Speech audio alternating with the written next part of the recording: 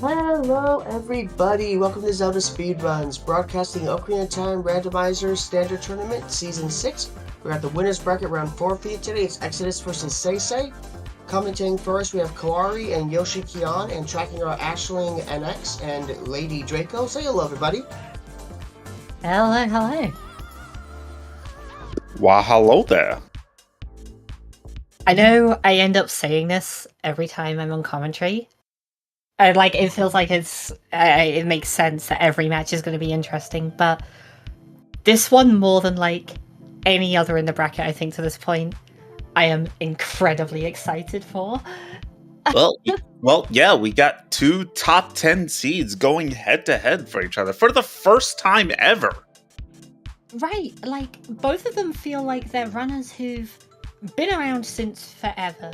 SeYsEy, I think, started around Season 3. Exodus was in Season 2. But SeYsEy's kind of flown under the radar, had a lot of very strong performances, but nothing really stand out, nothing to really put a name on the map kind of thing. Whereas Exodus was the bingo main, the beta quest player, the researcher, the in-depth game knowledge, but hasn't really had those rando performances until this last year, and has really kind of stepped up his game this year. That includes a win in the SGL online tournament. Mm-hmm. Yeah, strong competition as well. Took down some really big names in that one.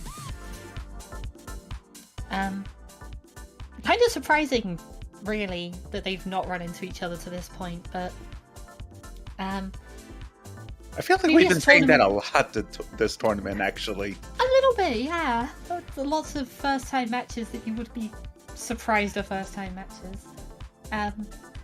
It is worth noting, SeYsEy hasn't played a ton of tournaments. Mostly just plays the big ones. He's had some really solid results throughout, but mostly just plays the big tournaments, the major events, and that's it. Exodus has played a lot more, and has overall a better record across tournaments, but in the tournaments that they've both been in, SeYsEy has always placed higher. So we do get to see what we're starting with today as well. Stone start with Song of Storms. As a child? Haven't seen the menu, but if so, that's an interesting decision.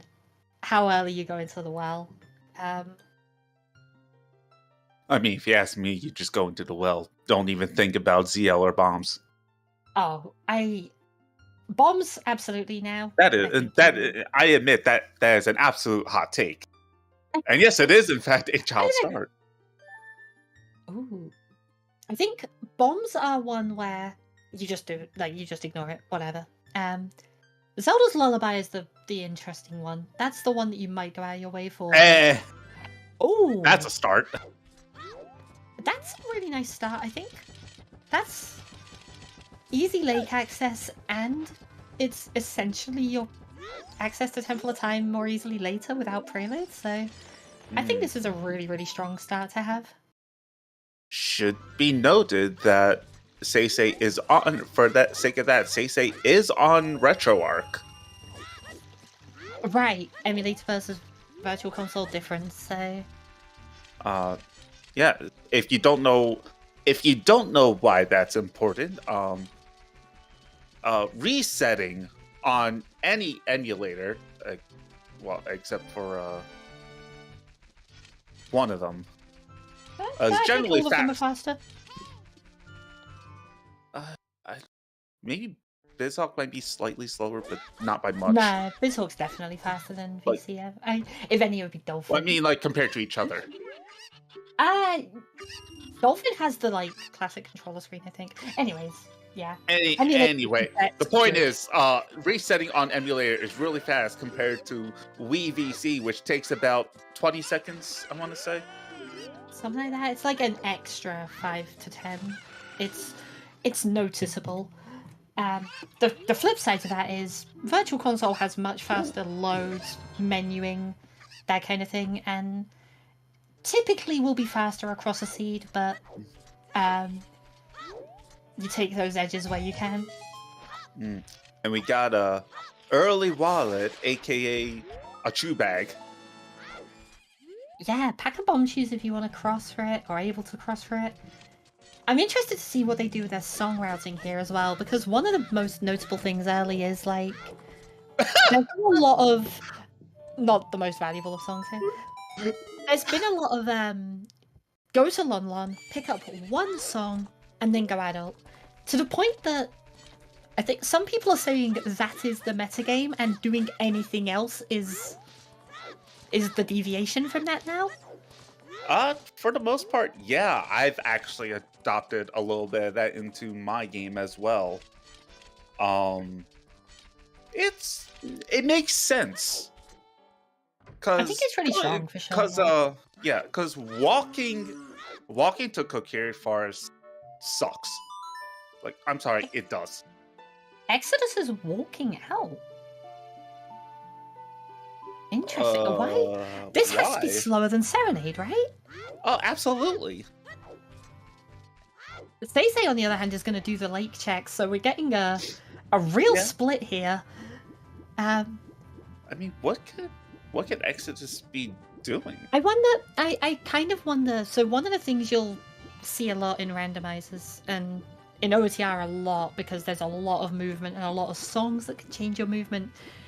Runners sometimes don't instantly adapt to the things that they pick up. So I wonder if Exodus was already planning out this next play and just didn't adjust it on getting Serenade, because I think this is still faster with Serenade, but it's a minor difference. Yeah. And it would have been faster to do this than reset. So yeah. It might just be that autopilot a little bit. A little bit, yeah, because I was saying, like, walking to Kokiri Forest kind of sucks. I don't dislike it. The song is valuable. I think typically I prefer the adult play, but the songs are always good. Getting your songs early is fine. It's just walking out of Lon Lon that kind of caught me off guard, I think. But... Yeah, it's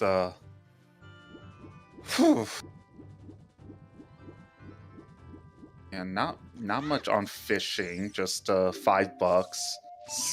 Setting up the scarecrow. And it's gonna be nighttime too. Yes. Not really a great time of day for this, but... Yeah, but it looks like SeYsEy's gonna go for open grotto. Maybe play Serenade afterwards, or you just walk? I assume from open grotto, I think you would probably walk to Kokiri Forest. Probably. I would like to know what's faster, honestly. That is that would be something interesting to time out. Yeah, the walk from the Serenade point feels like it's about as long as this, but one big one in Midos and slingshot. Most thrilling. I missed the hint.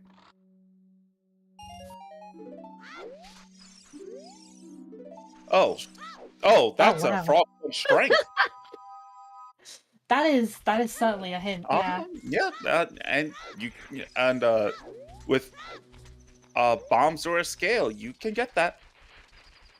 Yeah. So we have the Song of Storms, which is sometimes the difficult part of that one, but Greater Pathomorpha. Okay, usually that would be the song, but there are very few songs that point to Morpha, or potentially so. Slightly big chest. Oh. Skullmaster, always nice to see. Froggy! That's a rough place to find that. Yeah, because now it's going to be on your mind until you get that bigger on him. Yeah, for anyone who doesn't know on this one, if you save and reset at any point now, it will set that back to the prescription. So that extra step in the trade quest if it's required, but you can't just reset that away. Normally, what you would see a lot of the time is if it comes up early, people will reset it away so they can pick it up later if they need it. A little too far out the way to do that comfortably.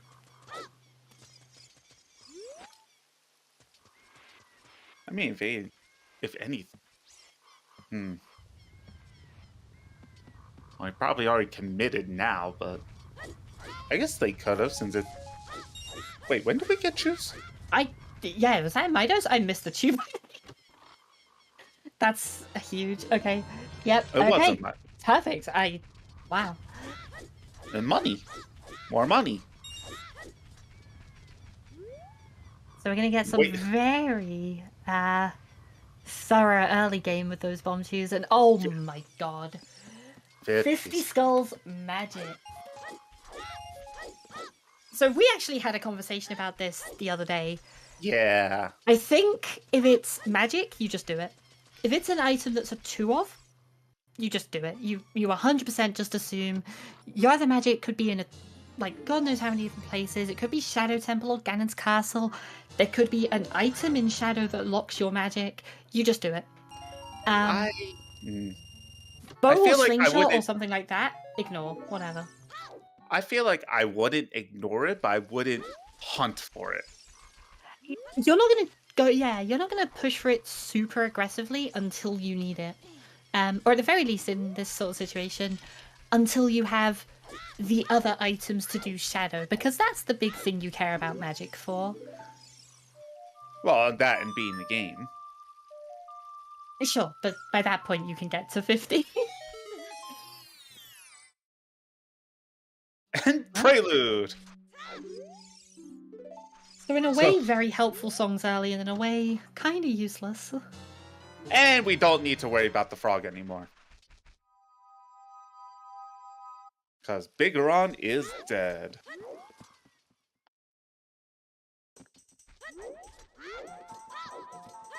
So Hexo is checking these hints up here. Safe.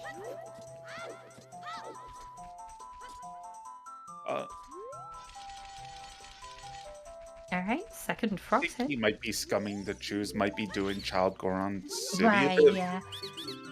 So, Cacta Volvagia. Yeah, and if you shoot the sun was dead.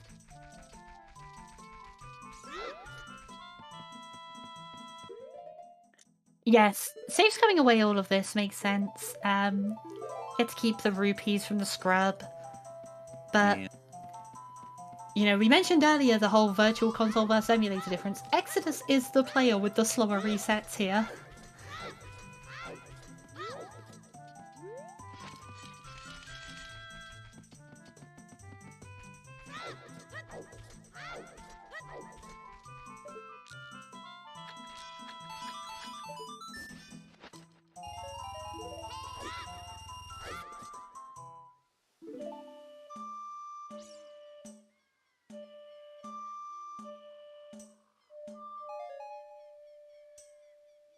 More money, so not gonna care too much about this stuff.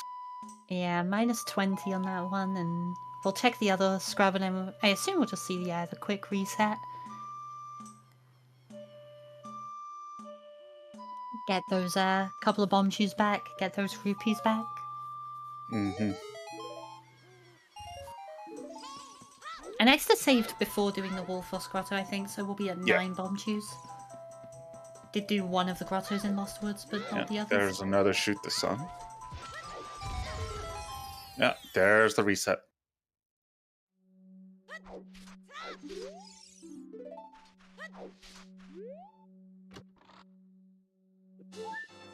They say picking up that 50 skull hint as well, so we've definitely seen a lot of races where one runner gets a hint and the other doesn't or anything. Not going to be an issue here. They both have that information very early and can kind of like plan out their route around that a little bit more. Ooh, time of day might push Exodus to the river. I don't know. Oh? Okay, I thought Exodus was going to go in and do daytime market here, but might still have just about made that. A prelude here might still get Exodus daytime market. TG to Baronate. Here's another. Oh boy! I think you go for that other strength now. I think do River right now.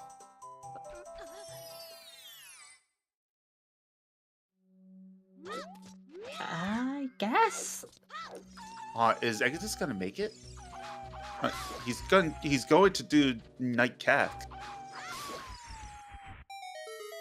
Well, Yeah, I guess might make it just in time for Dampe time. This is going to be kind of dicey on that one. He's thinking about it. He's not gonna.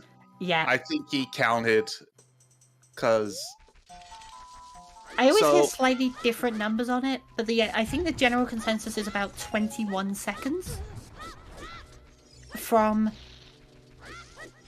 it turning to night. You get the Wolfos howl, and then 21 seconds later, Dampe is gone. Yeah. So, and obviously everyone races with a timer. So you can look at the time where you see that wolf howl and figure out if you're actually going to make that in time or not.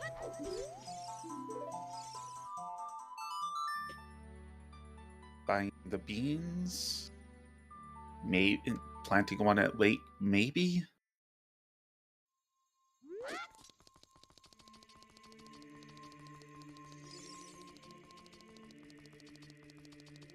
SeYsEy, meanwhile, Exodus going for a little bit of a thorough kind of child out here, picking up this strength. SeYsEy not dealing with any of that yet. Just straight adult.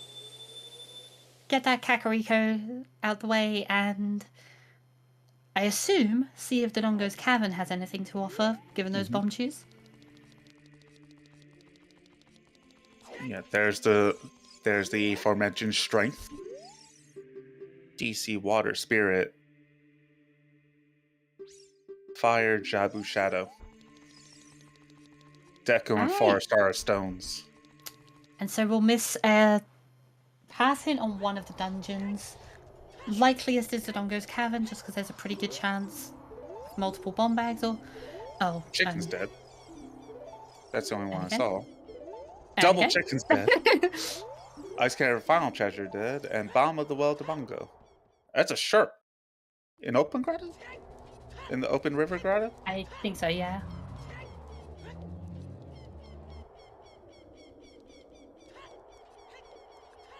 So, remember what I said about going to well early? And there's the other Bomb of the Well to Bongo hint. So bottom of the well early is still... There's still one big thing here, which is that if adult Kakariko has your Zelda's Lullaby, you kind of wish you'd done that first. But otherwise, I think an early dip might be on the cards.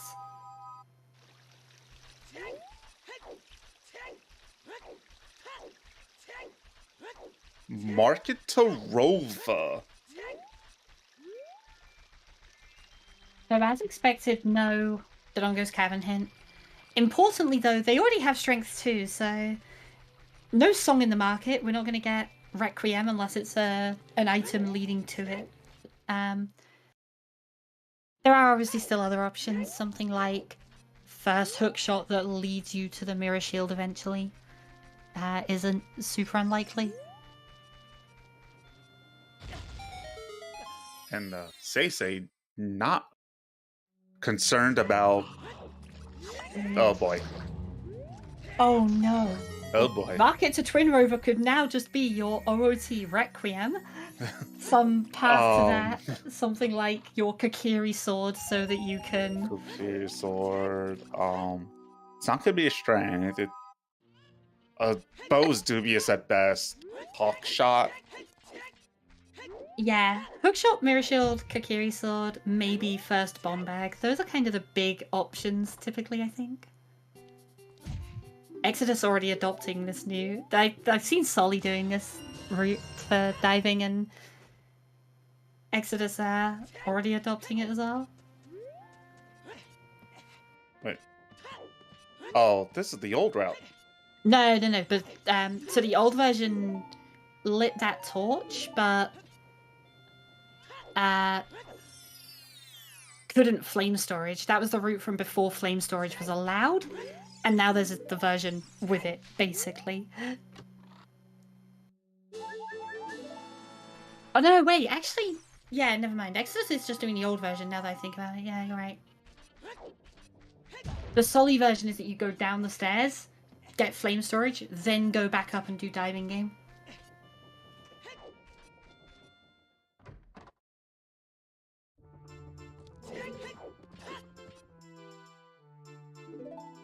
Thinking that was a Deku shield on top of the windmill. There's Bolero. Early Bolero always nice. Just chain that into another song.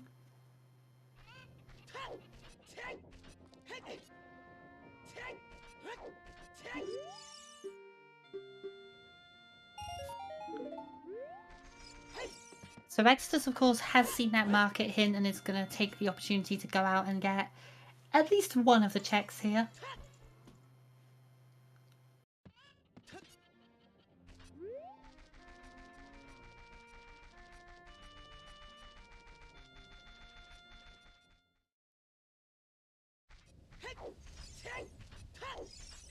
Oh, and also buying a shield. Yeah. Good opportunity to do that one. Yep. Get that discounted shield before you do any money-related checks.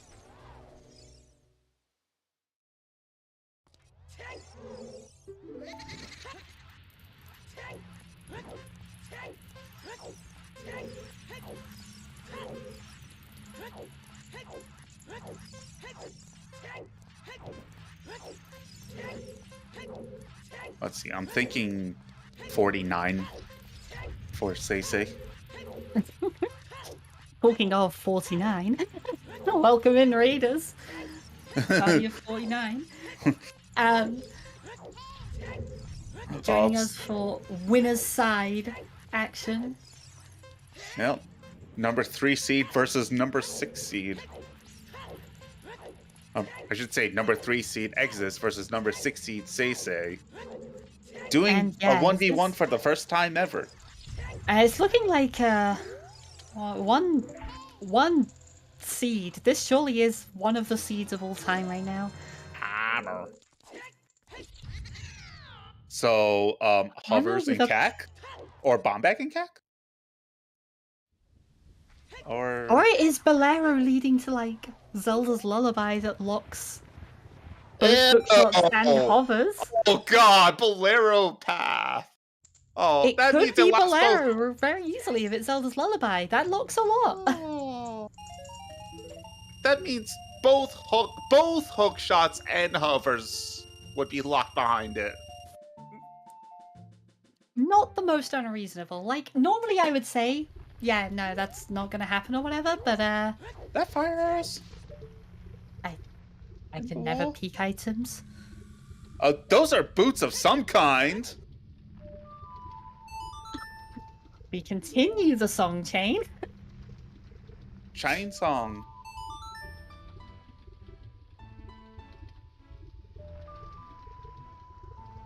Oh, if it was hovers, yeah, that would add up for the path, Bolero path, wouldn't it?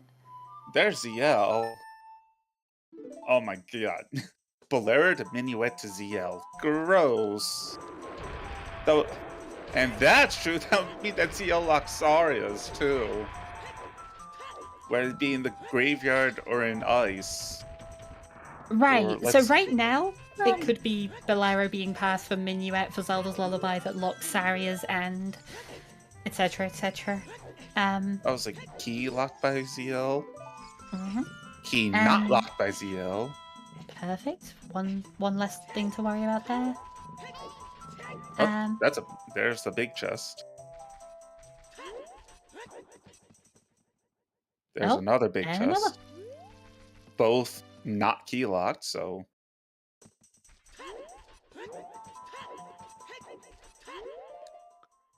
Dins, okay. That's that's definitely a path. Comfortably covered, yeah. Small boy back there. Oh, Oh. Good knowledge. This, at the very least, is good for Exodus to know about early. It'll be better for SeYsEy, who will be able to do the whole thing in one trip and not have to worry about it.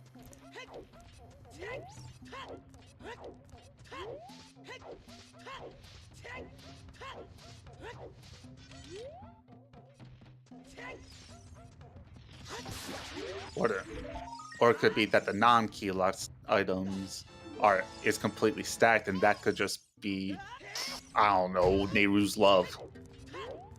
Yeah, I guess, like, the funny thing is, obviously people react to the big chests because it's a big chest. Like, if you're going to get a major item, it has to be in one of those. But there are still more items that you don't want than items that you do want. Like that bottle of blue potion.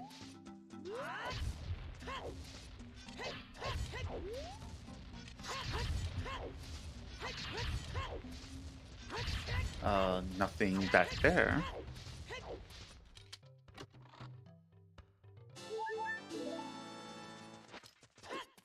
We get another hint in the maze here, but the chest's not offering much.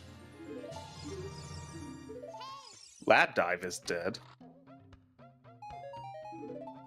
Alright, so nothing major key locked.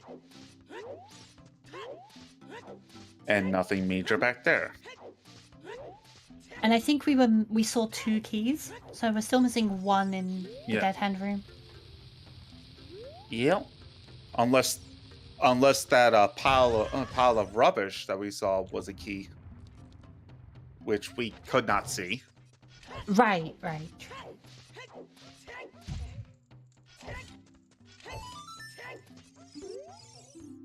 SeYsEy, meanwhile, having one of the universal OoTR experiences of holding the bomb right on top of Link the Goron, and he just rolls past it. He just ignores it.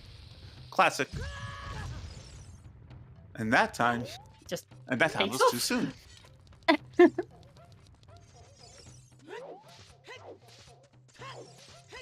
I always found that the best setup for this is actually when you enter Goron City from the main entrance.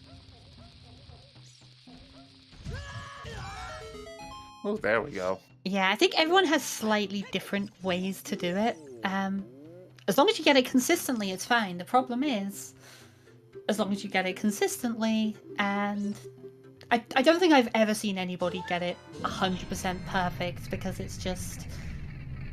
the movement on that thing is so imprecise.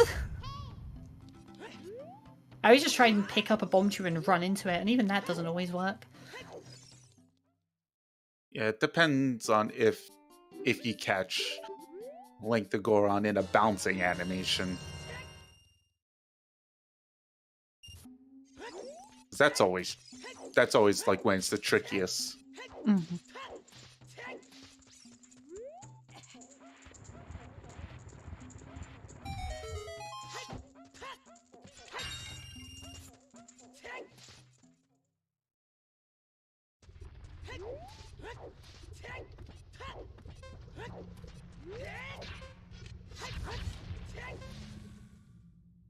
So we didn't really touch on it as well, but the hammer from Dampe does alleviate a lot of the seed's issues in terms of explosives as well. We were kind of worried about the bomb tube count early, I think, and obviously Exodus already, reset to save 2 bomb tubes. The hammer will alleviate almost all of that. Very few places where you need actual explosives. But, which is a good thing for SeYsEy, because, Exodus already reset to try and save some. That time is not, I wouldn't say worthless, but it means a lot less when you those have... are lights. Oh, those light arrows. Alright, well, necessary. But hey, it's nice to not have to hunt for them later.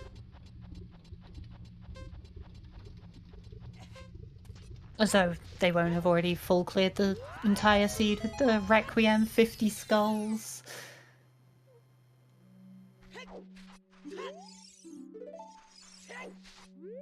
SeYsEy seeing that market to Twin Rover, so I think that's SeYsEy's first copy of that one because the other one was in the river. River. Yeah, river. So, yeah, SeYsEy with some new information there.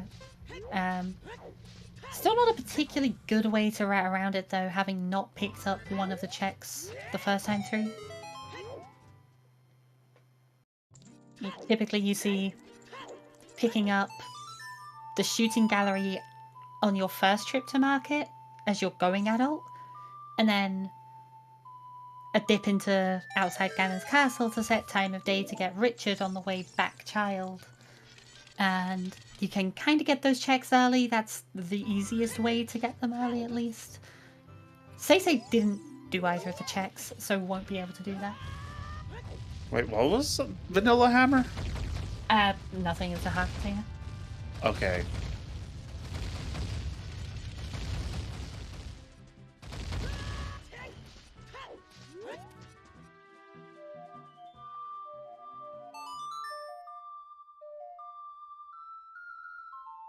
Logically, yes, it could be, in fact, a 50 skull EDC.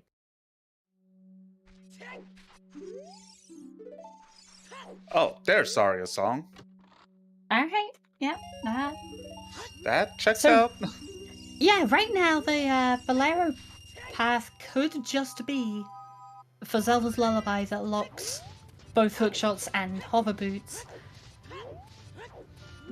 We also haven't had a clear peek at the volcano, and it could just be hovers up there. Nice to see the big round sword early.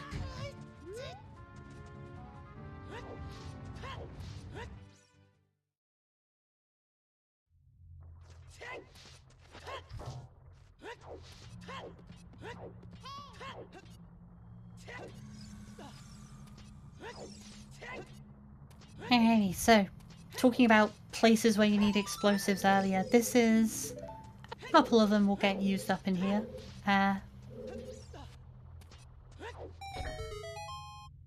Always worth just clearing out the checks, and there's a world where the first bomb bag is just in here and we don't care.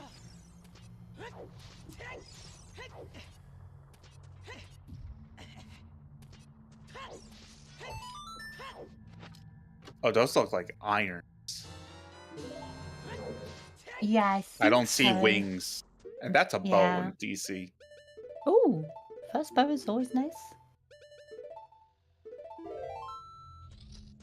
And luckily, it is, in fact, in logic. So, knowing that the irons are there is actually interesting here because it's Forest Medallion Water Temple as well. So, it could be for a song that locks hookshot, hovers, etc. It could be the Zelda's Lullaby, and probably is at this point.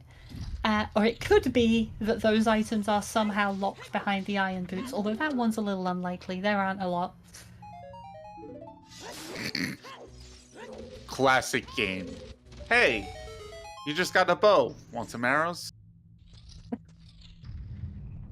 Like, no, I just got this bow. I haven't used any of the ammunition yet, game.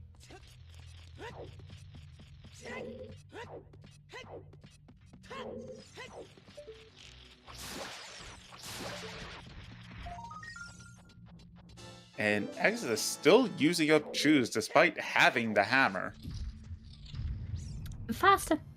Honestly, I respect it. Especially at this point, the extra equip is, at some point you're going to have to do it, but yeah, probably in here, I guess. But yeah, bomb shoes, I think one thing that I see a lot of runners with actually just using the strength 2 instead. Which objectively is slower than the hammer. It is, for sure, but yeah, one thing you definitely see a lot of runners do is, like, not wanting to use bomb chews because they're like, oh, I've got the hammer, I've got bombs, I don't need to use bomb chews anymore. It's, bomb chews are fast. Use the bomb chews. Like, if you have them, use them.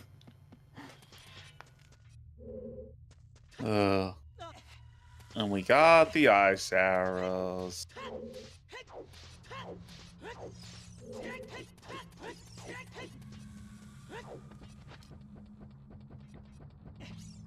Yeah, kind of disappointingly, nothing in Dodongo's cavern yet.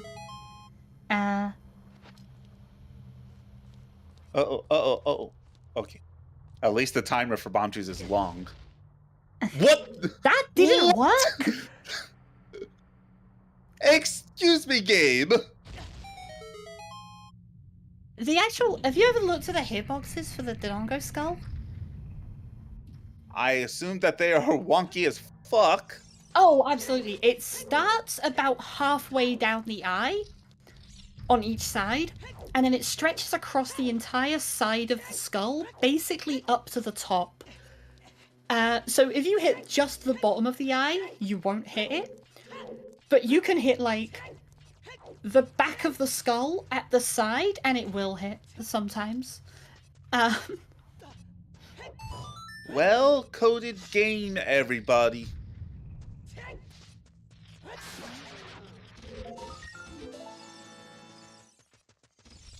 It looked more like hovers this time, but...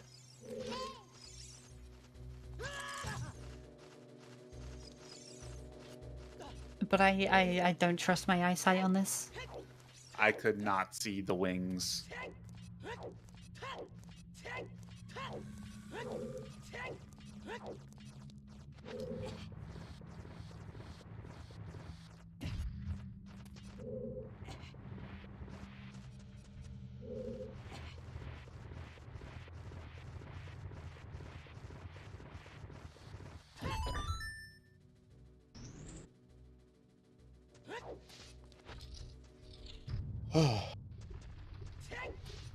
Kind of hoping EXO would turn and, like, backwalk to the grotto there so we'd get another look, but not to be.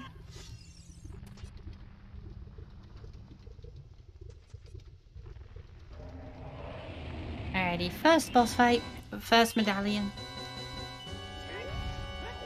SeYsEy will have to use strength for this, but marginally slower.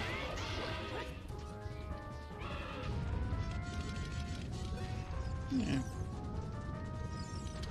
Difference is negligible.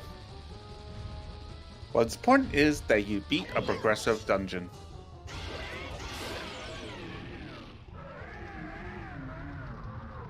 And like, it's disappointing to not find anything in here, but I mean, you found. I guess the bow was there. Yeah, the bow was there early. But it's a dungeon that both runners are always going to do. Even if it's a stone dungeon, everyone is going to do Dodongo's Cavern. It's just good, and it's a medallion. At some point, you have to do it anyway. And more arrows that we don't need right now.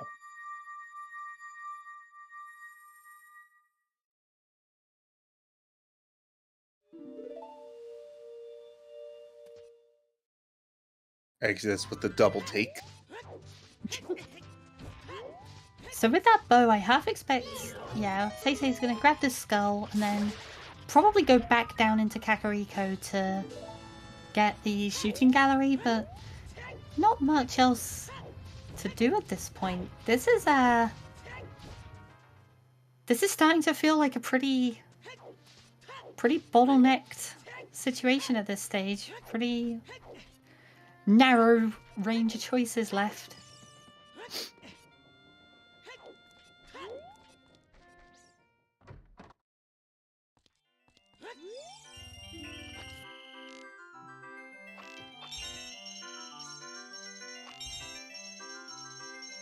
Okay, what the hell is this vanilla shooting gallery? There we go.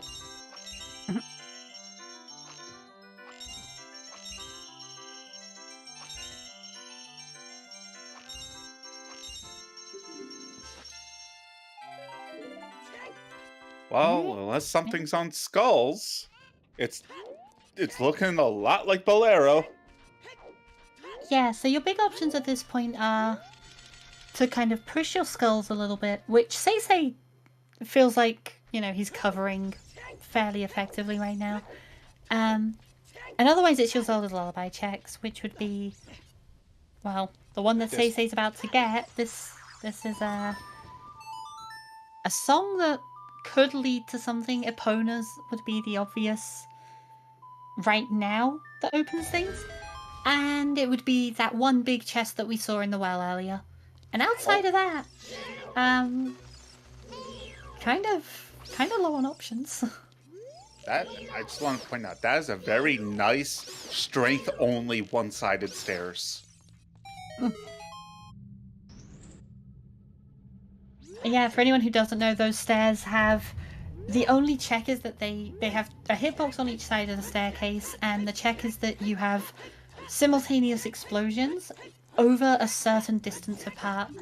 So you can hit opposite sides of the same wall, and that's enough to lower the staircase because it's far enough apart. Playing, you just got stunned and you're playing Prelude? So the one thing I do also want to consider here is the market path to Twin Rover. How much are you prioritizing Richard at this point, considering Hi. it could be Kokiri Sword? That's the thing I'm looking at here. I think the bottom of the well one is important, and in SeYsEy's shoes, you're going back child regardless because you haven't even touched bottom of the well yet. But for Exodus's position and like as a kind of general seed analysis, I guess, I feel like that has to be a pretty high concern at this stage.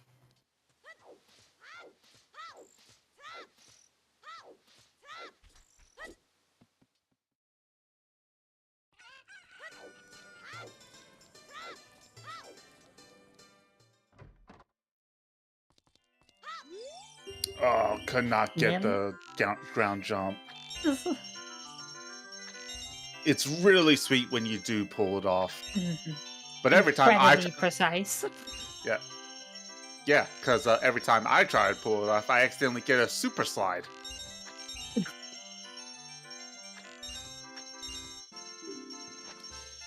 Which, I can't even do a super slide normally.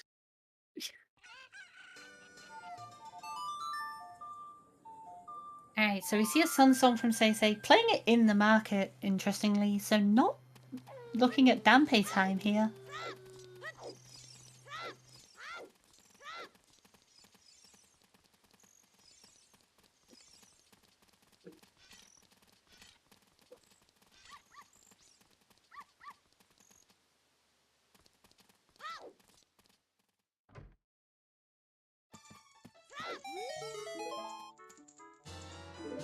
There it is. Just... Oh, that's a Nice, boring one. nice and boring.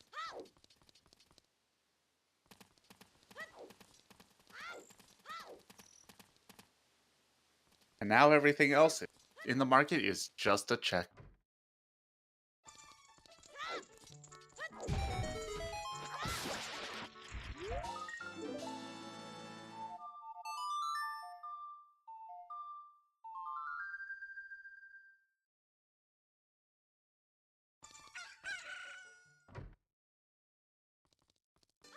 And SeYsEy's really going a little more aggressive on these skulls now. I wonder if he's just almost ruling out, or I guess not ruling out the option of Bolero to Minuet to Zelda's Lullaby, but that's not something you want to build your game plan around. That's not the kind of thing you want to commit to as an entire strategy. So I think covering the skulls while also knowing, okay, I can check this Zelda's Lullaby path with bottom of the well with a few other options along the way. Kind of cover all of your bases.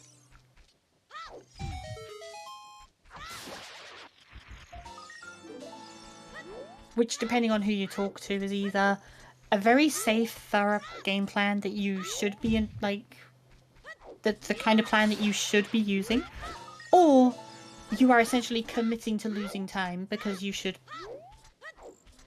pick a kind of choice and commit more to that, And by trying to cover both, you're guaranteeing that you spend the time on the wrong option.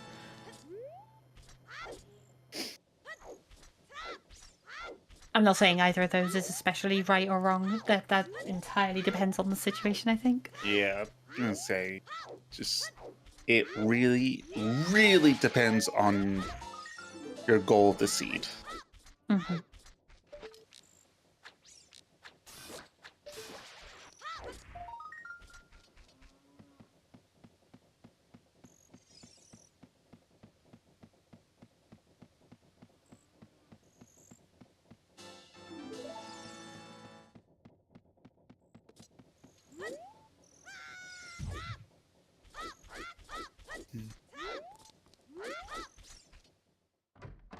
And 10 skulls is nothing. Not relevant. So 20 skulls or it's Bolero. Yeah, so we will see bottom of the well now, and we do know there is a big chest in the well, locked by Zelda's Lullaby. There's then at least one check in the dead hand room. But first, Dompe.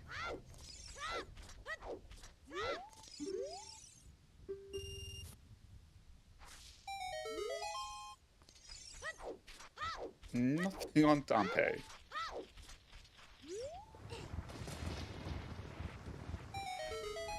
And the other thing to kind of worry about here is we've got...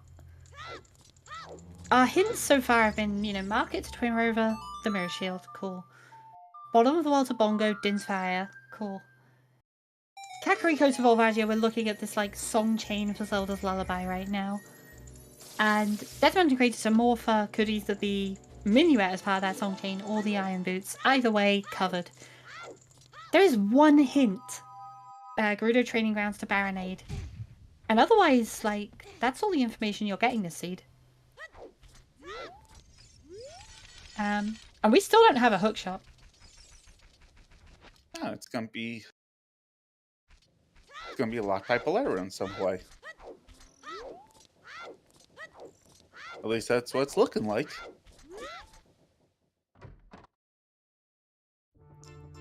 Yeah, I think it's very likely that everything is just locked by Bolero via Bolero to Minuet to Zelda's Lullaby at this rate.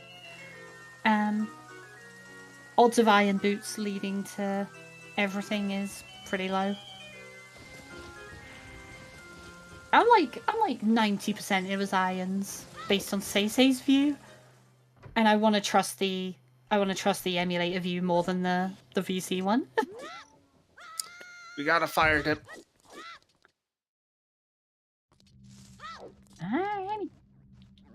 Yeah. Also, should be noted that Exodus never picked up the lights, but Has seen them. I don't knows think where that's they gonna are. be a. I don't think that's gonna be a big deal.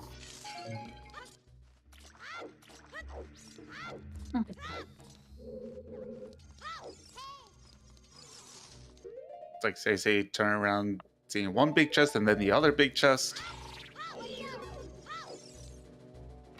I know that there's a trick to get in for a roll in a very specific spot in the center room to get to that chest. But it's very precise, very specific. To get to which chest? Sorry, the compass map. Yeah, Compass. compass. Compass. Yeah, I know there's the side hop one, which was in Logic for Master Quest for a while, until people got caught by it in a race and were mad.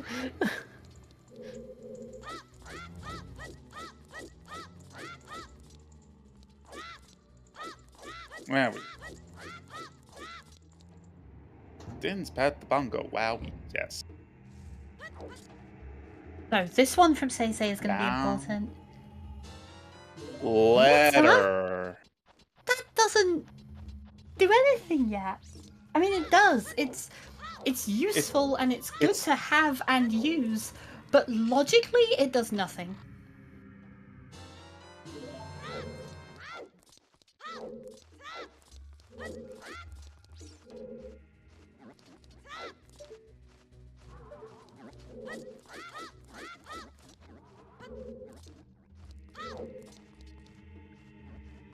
So we know that there were 2 keys here.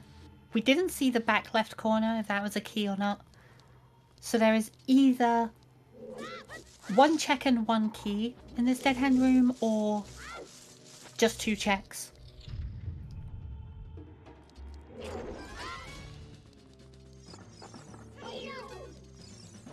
I don't understand why. Why? Why wouldn't you just open the chest?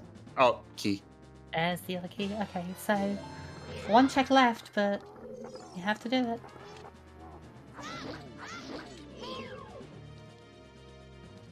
But why trigger dead hand? Yeah, I'm a little surprised. I guess to try and set it up in position in the center as opposed to near the hands, but that's about the only thing. That's me looking for an explanation more than this is a standard play that a lot of people make, I think. Okay, it's just Dins.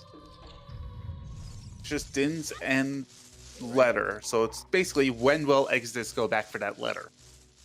Right. So yeah, notably Exodus does have to do that at some stage. But it isn't necessarily an urgent play at any time. Oh, anytime soon. Alright, so... Oh god, is there something in Valley?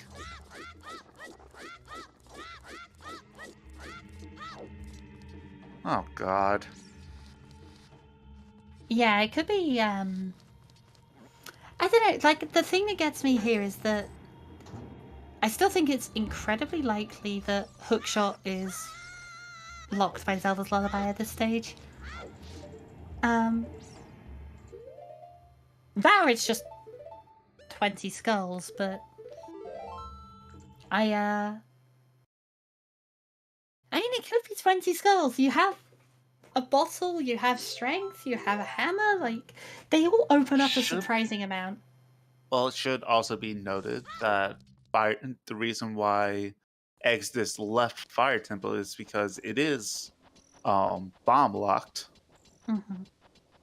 So that's why I'm thinking like a bomb bag or a scale is in Valley. Yeah, that would make a lot of sense.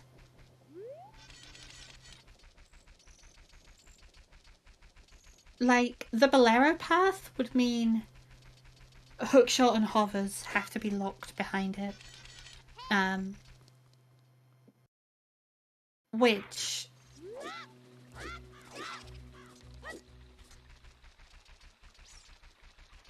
The bomb bag and scale can still be early with that. Like, they can still be very early, and then they can open up more of those Zelda's Lullaby locked checks.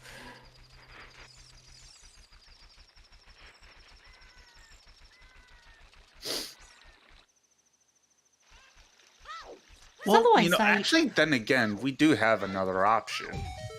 We have basically the entirety of Hyrule Field minus Tektite Grotto. Well, yeah, I guess they're all available with Hammer, yeah. Which sucks. Not great. Oh, there's also Adult Lake. There's also Adult Lake. That's... No, there's... Wait, no, not logically, no. That's out of logic, yeah. That's out of logic without a scale. Or a hookshot.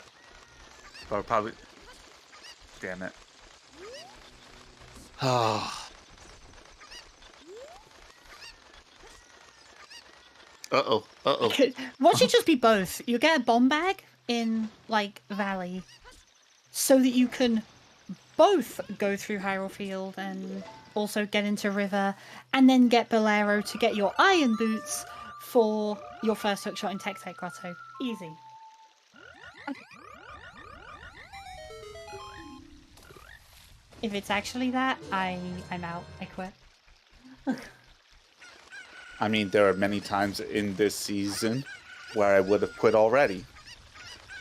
Primarily some Challenge Cup seeds.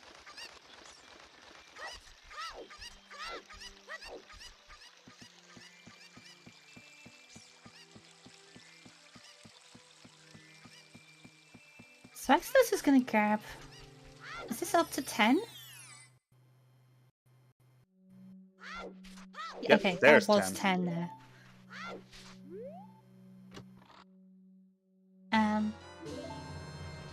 So Exo is going to get kind of caught up a little bit on the skulls. SeYsEy, I think, is still ahead, though. They're both kind of covering each other's tracks a little bit here. Exodus has already done the river stuff that SeYsEy's doing into domain. Hasn't turned in the letter, though, notably.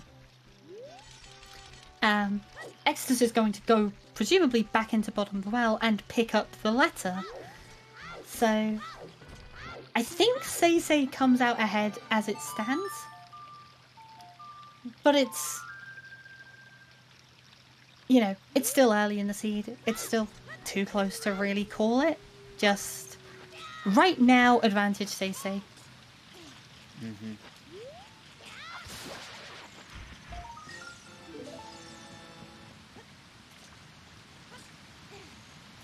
About to climb the ladder and then remembered, oh yeah, there's a hint here.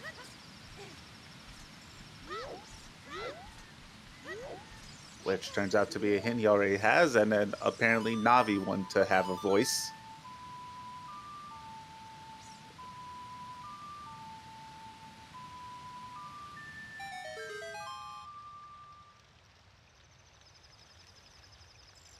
I'm just so scared that we're going to get a scale and nothing else, and the scale is only required to turn in Ruto's letter to get to Ice Cavern. Nothing else. I mean, there's been dumber.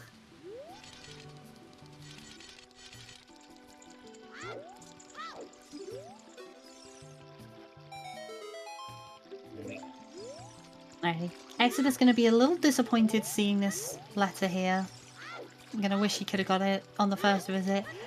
At the same time, going to be pretty happy that it's not something that gives an urgent direction.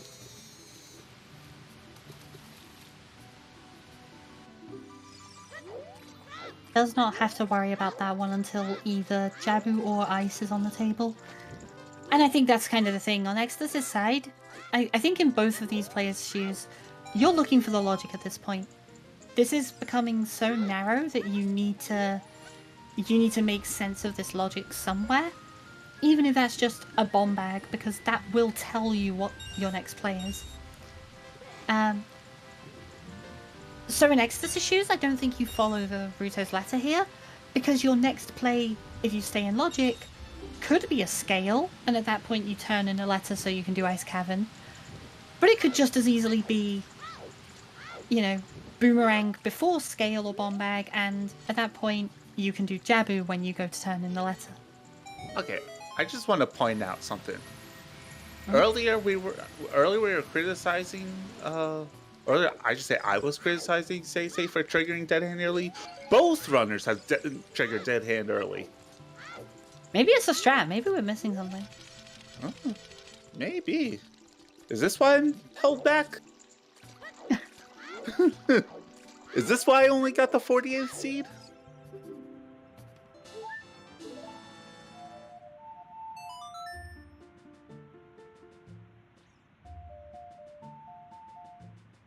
Say planting bean. Alright, yeah, so SeYsEy's going to be able to pick up those iron boots.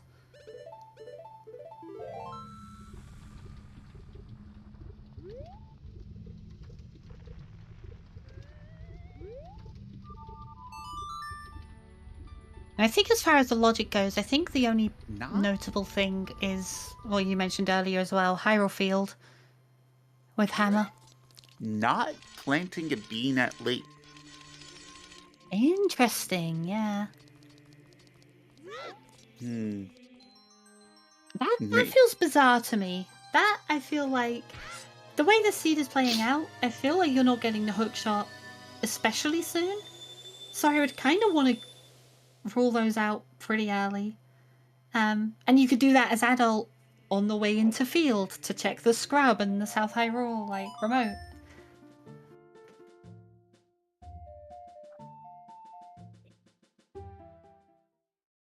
Like, that just feels efficient, Okay, even so if Lake isn't urgent. Okay, we actually get to see what this was properly now.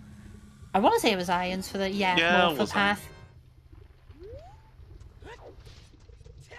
It was, in fact, I'm glad we had the consensus on this. We were we both agreed it was irons. That was enough for me to be confident.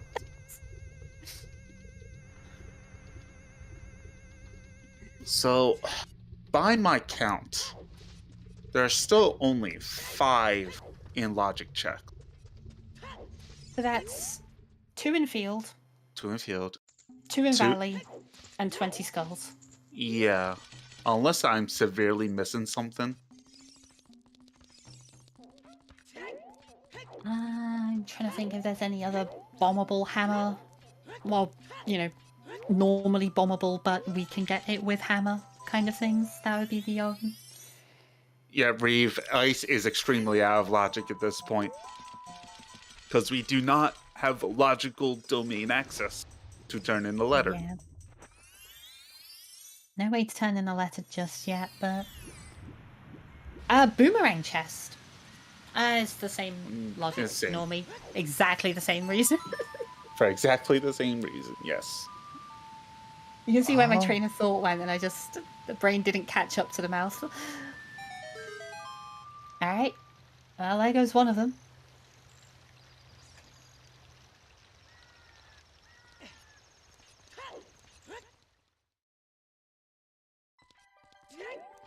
And we already know that this one isn't it. SeYsEy is just gonna not care about the logic right now, and... Probably assume it's a scale. Yeah. So, just to clear up the logic quickly for those coming in, we have 2 options. There's a Kakariko path to Volvagia, which could either be 20 skulls. Logically, you need 20 skulls to continue the seed. However, it could be that Bolero gave you Minuet, and Minuet gave you Zelda's Lullaby. Huh. And Zelda's Lullaby has to lock Saria's. And if that Zelda's Lullaby or Bolero or etc.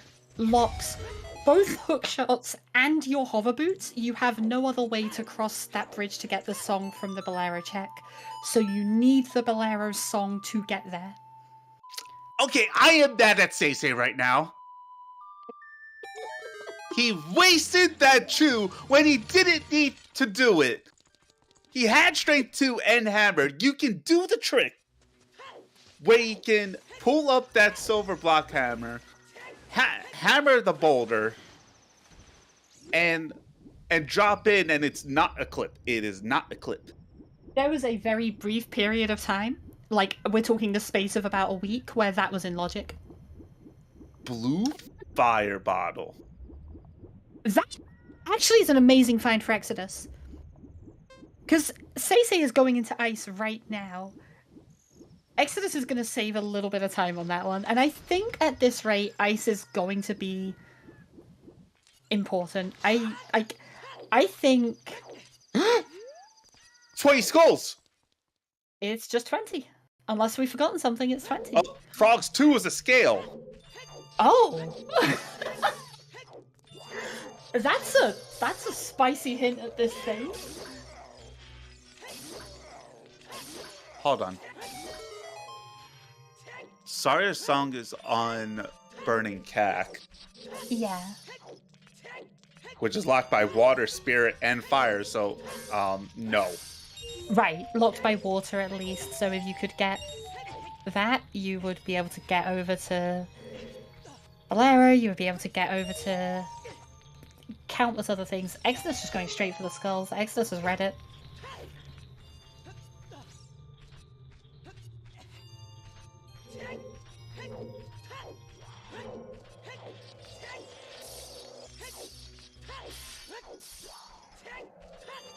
God, this seed is fascinating right now.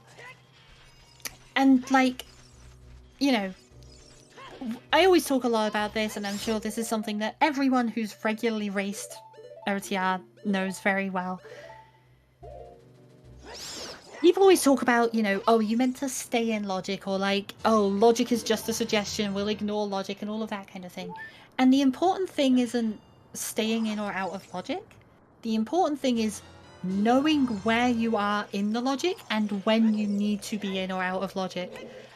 Right now, I think Exodus has a really good read on this seed. Normally, I would be like, yeah, sure, break the logic, who cares, move on, do whatever. As long as you get the checks efficiently, it's fine. But in this situation, you need to pull that logic chain back in. You need to reel that back and figure out exactly where it's leading you. And Exodus is doing that very well.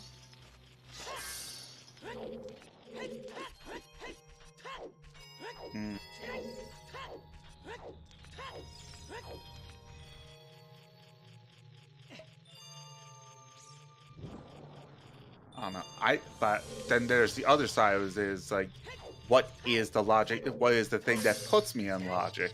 It's like, and SeYsEy, I believe, is assuming that it's probably a scale that puts you in logic.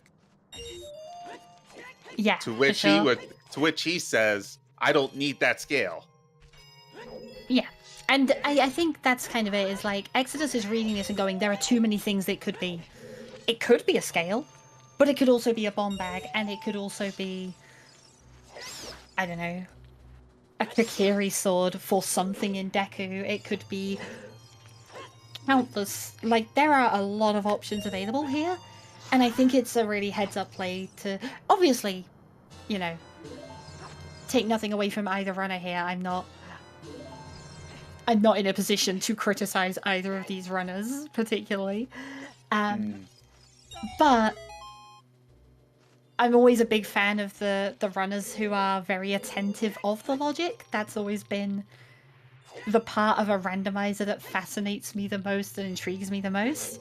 And I think Exodus is doing an incredible job right now of not just following the logic, but analyzing how important the logic is at this stage. Right. So it should be noted that we missed it. So happy late 1 hour. Real quick, thanks to our runners Exodus and SeYsEy for putting on for letting us restream and put on this show. Our trackers Ashling and Lady Draco. I'm Kawari. I'm being joined by Yoshi, our restreamer, Ricky of Kokiri. I want to say monitor is Alsuna. And there is also, for those of you in the French community, if people are here, there is also a French restream on Ecola. I think it is today. I think it was Ecola's. I double checked that one, but We found a horse. got a horse. Out of logic horse, but it's a horse.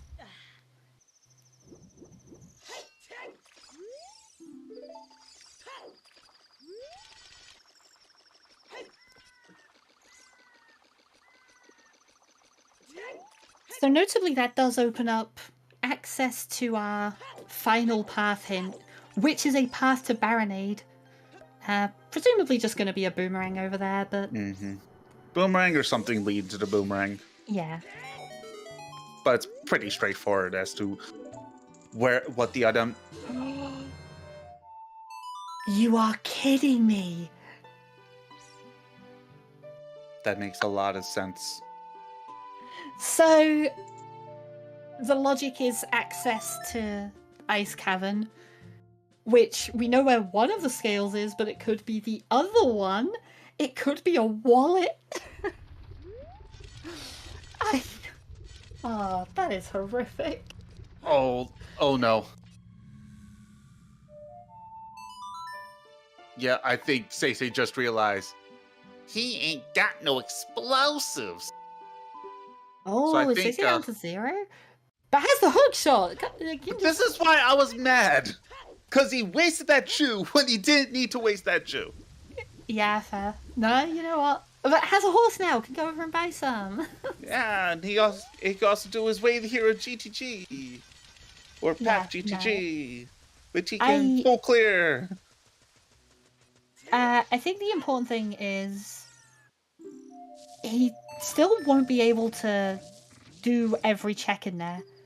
Oh no.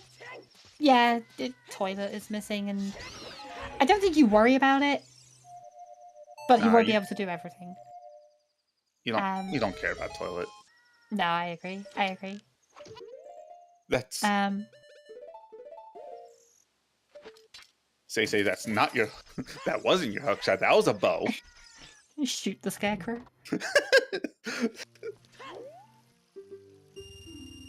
Haven't you always wanted to shoot the scarecrow?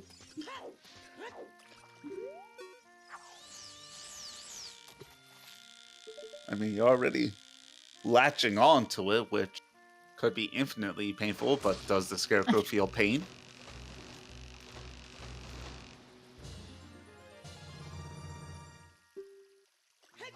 Sorry, I'm astounded by the fact that we might be counting down to a 20 skull path bottle at this rate. Sorry, wallet, not bottle. Wallet. Yeah. 20 skull path wallet could actually. And at that point, there are 2 items in Kakariko that would both probably be past evolve, and they would be a wallet and the Bolero Fire.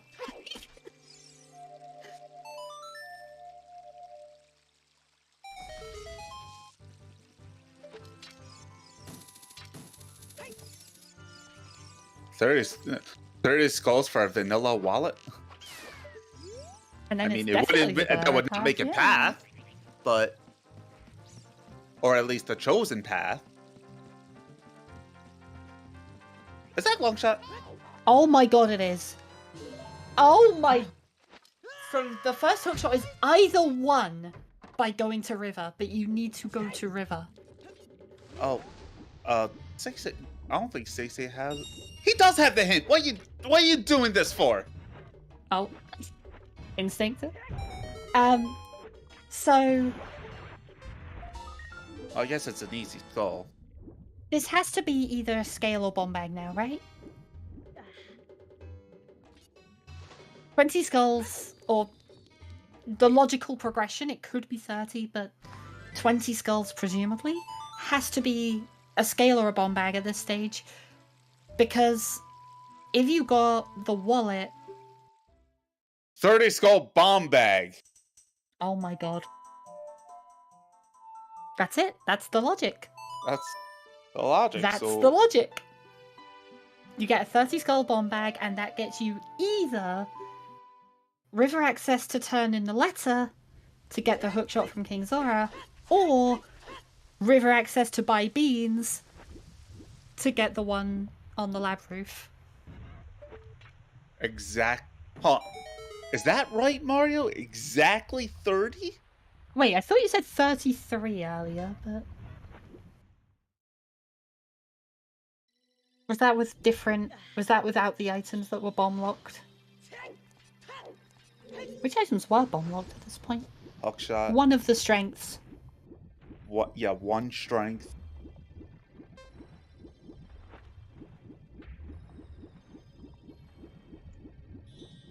Yeah, I think it was just 1 strength that was bomb locked. Yeah, 1 strength and hookshot missing. And yes. Sorry, I'm looking at Exodus's tracker because Exodus has stayed primarily in logic, so yeah.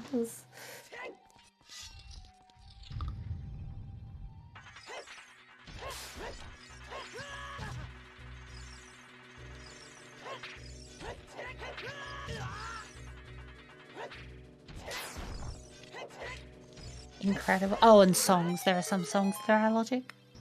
Horse. Yeah. Maybe just horse. Yeah, just horse.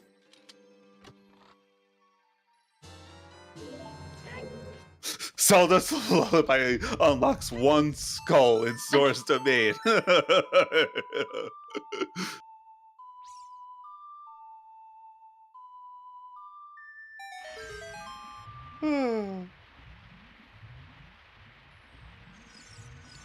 Exodus picking up that blue fire bottle, though. Oh, yeah. We'll save a little bit of value here, but... I imagine we'll see Exodus do Ice Cavern anyway. Not having Minuet this... Nocturne at this stage. You want to get that song regardless. Yeah. But we'll be able to get the skulls in Ice Cavern as well, on the grounds of, okay, that bomb bag is probably logical at least. That might be important. Usually isn't, but, you know, Bomb Tube Bowling could have something. Also, you know, 50 skulls is magic, so you're going to want to do that regardless.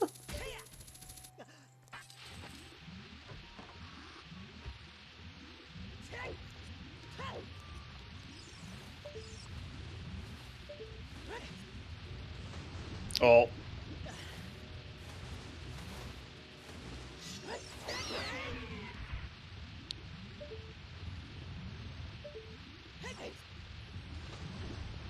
SeYsEy trying to eyeball this. God. I always do the setup, which always looks really cool when you do it. I gets it! Did I roll on that one? Yeah, third try, I think? Yeah, probably faster if he had done the setup at that point. Eyeballing is faster if he could do it the first try. Oof. It's fine. He landed in the water. It's fine. Had iron boots, but that boulder was not playing fair.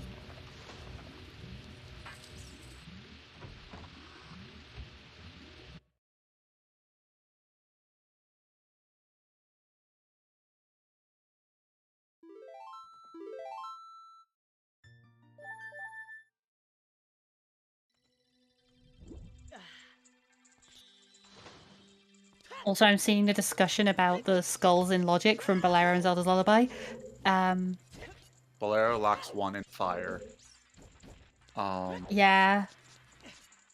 I was gonna say, I know that typically Minuet can lock skulls on its own as well, but the problem is that it locks the river access, so even getting the bean isn't possible for that one in Lost Ones. This is an absolutely wild scene. It can do the one. It can lock the one in Sacred Forest Meadow. Right, it can lock both the SFM one and the Lost Woods near the mask, like the what's it called, Deku Theater. Deku Theater, yeah. But that one logically requires a bean. Right, we're looking at bean to then also get a hook shot, which rules out both of those two. Is that 2? That was 2 items that we've seen in water? I think so, yeah. Quick reset away from the boss key chest was a small chest. And then I think there was one up compass. So 1 5 key locked, 1 0 key locked.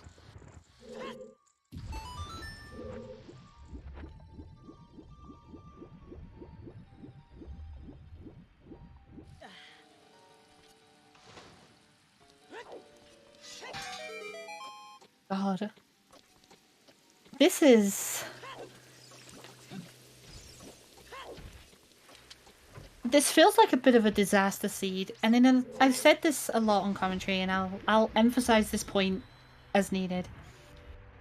There's definitely a lot of people who will look at a seed like this and be like, oh, neither runner wants to see this. And there's a lot of people who will look at it and be like, they're top runners, they'll be fine with it. One of the runners will be favoured here. In a seed like this, where it's a bottlenecked logical disaster, 30 out of 30 skulls, and all of the works around that, one of the runners will be favoured. And so they will be happier to have it than the other in this match. The issue being, we're talking about such a fine margin that I have no idea which runner would be which in this position.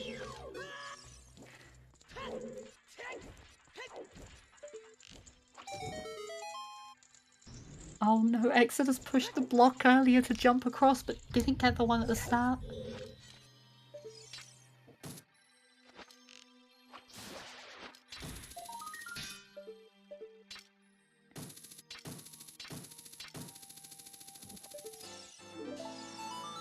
That is 17 for SeYsEy. Okay.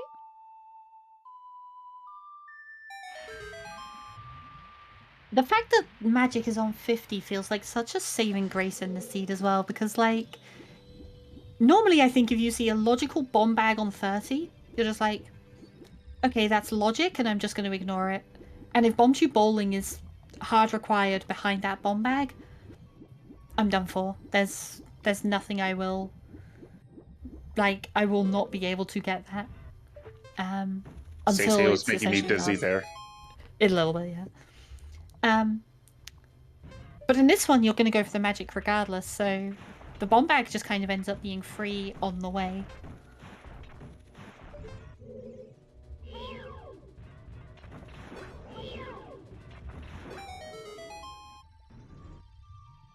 Alrighty, Exodus with a horse.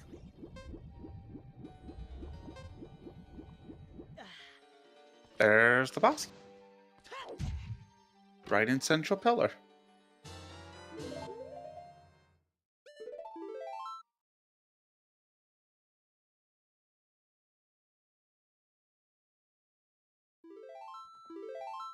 And this is the part where you hope that Morpha is not a key.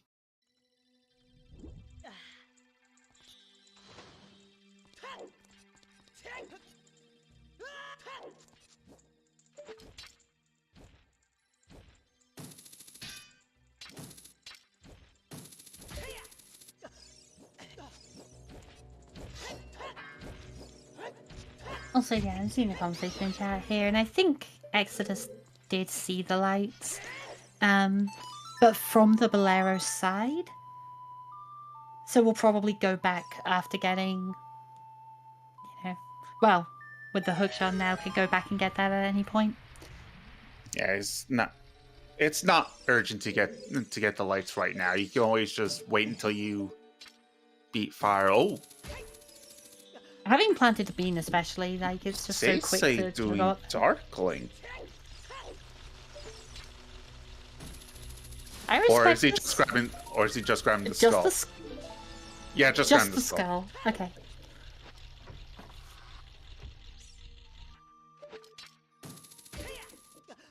Oh. Nothing useful. Oh, we finally get the Zooter safely.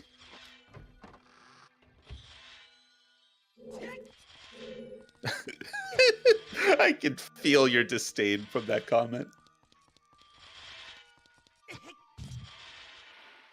Fine, we get safe Zooter, but we never get funny Zooter.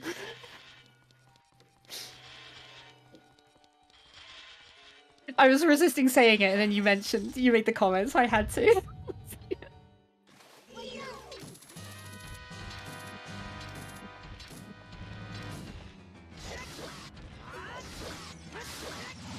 Very nice quick kill on Morpha. Yep, SeYsEy with a good grab there.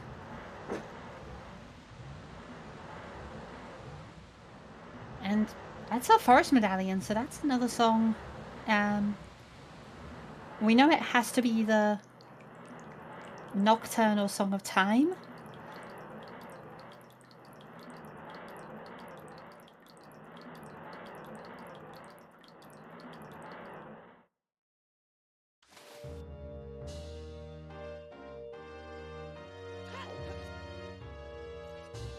The lens?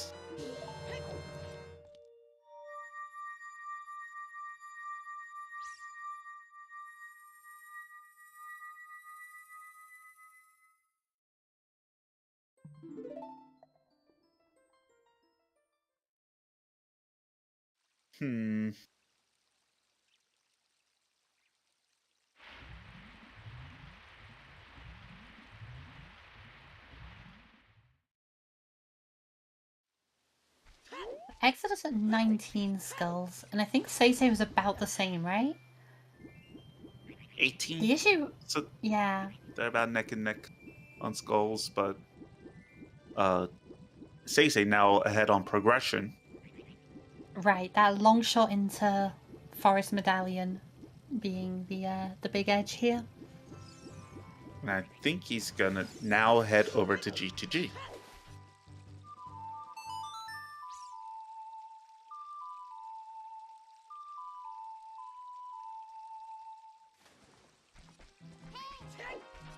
Anyone have a logic count on 50 skulls?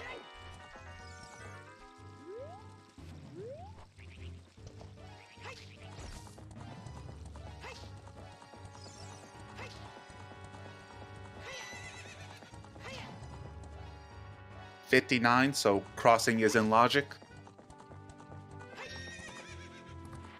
Alright, that's pretty spicy.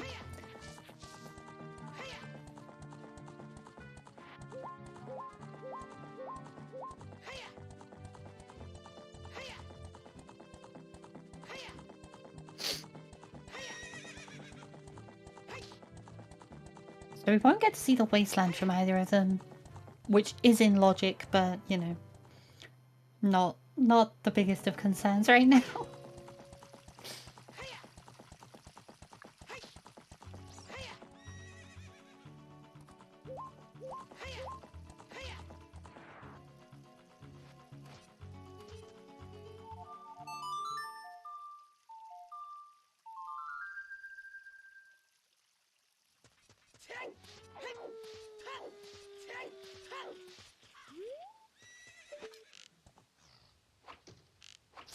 Alright, Kawari, where do you stand on pots or targets first on horseback archery? Pots. It's First? safer. Pots first. It's safer. Target first. It's faster, and if it's... You won't make a mistake. The pots are the fail-safe if the targets go wrong. I'm also someone who tries to go for 2,000. For that, you do pots. Oh yeah, no, for that you always hit the pots one way or the other. You can't peek the chest from here.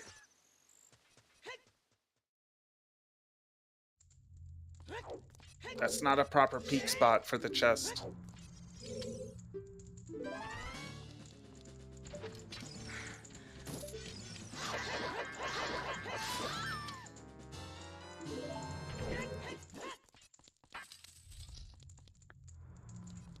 Okay, I was gonna say Exodus is still opening all these small chests here, but that's the money to buy bomb shoes again. Not peeking the center though. Despite getting a key. A little surprising, but I guess there are two things I can think here. One is that you're gonna go around regardless, so going around the whole outside first and then peeking the center at the end is effectively the same. You might waste a little bit of time picking up the keys, but I think it's marginal. The other thing is that there is a peek from the room near the scarecrow. So Yeah. could be peeking from there specifically. Yeah, considering they cannot get to right side maze logically.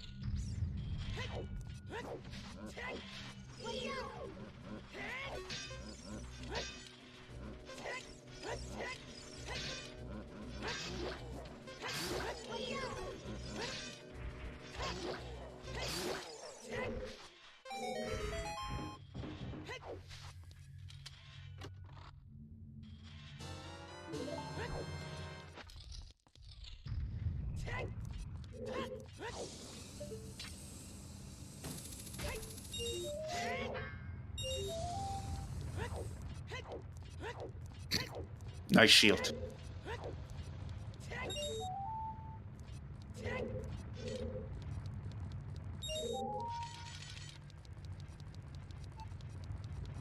So in terms of songs, the two big ones are we have Nocturne. Nocturne missing. and Song of Time. One is in Temple of Time and one is in the Desert Colossus. We know Requiem is on OOT, we know Saria is on Burning Kakariko.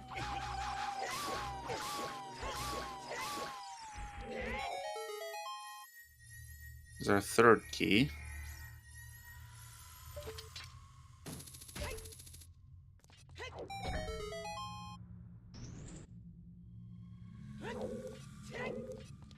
Oh, Big chest. this our boomerang? No. No, it's a Kakiri song! Oh. Oh boy. So in a way, that doesn't mean much. Deku is good and you just go and do Deku Tree. And in a way, you kind of hope you don't find the boomerang here now, because then you just follow the sword and don't have to think all about logic or routing or anything. I will also note, the more items... Oh, God. Oh. The more items Exodus finds... There it is. Immediate. The more items Exodus finds here, the further Exodus is getting from the long shot. Because the There's lab another roof... big chest. Oh, yeah, cool. Oh, here we are, yeah. This is one of the maze peaks. Small. I saw a key and a... Small. Okay, you Yeah. do not need... Okay, you need Small? 3 keys to get the 4th key in the maze. One of the Right keys side was looked at? summertime. Yeah.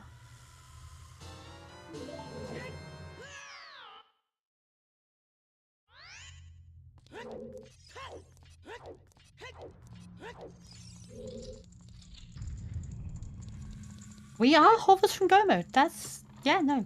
Absolutely God. correct. Wait. I didn't realize, but yeah, we are. 100%. Magic is on 50, so they've still got a lot of work to do to get there, but... Oh my god. Where'd the time go? Yeah. And suddenly, the whole seed opened up and just handed over everything immediately. Wait, does Exodus still have a chew? I guess?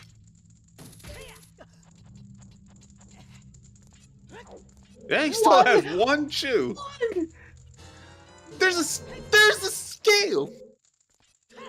Oh my god. That is... Very Yeah, out of logic. that is, in fact, hookshot locked. Yep, that scale is very, very out of logic. So it was the 30 skull bomb bag to go to river to get either or both hook shots. The scales never factored into it.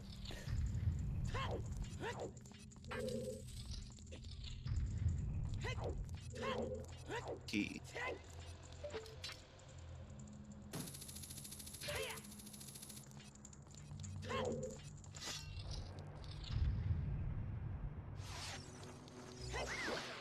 So, hold on. What's the key count? Excess is 5. This is 6. There was one on right side. That was 7. So that's 7.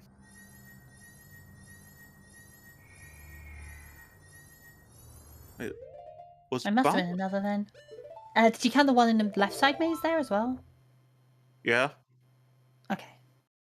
Hold on? Was the bomb post chest a key? I've already forgotten. I'm sorry. I think either way, toilet's a key. I think you're right, yeah.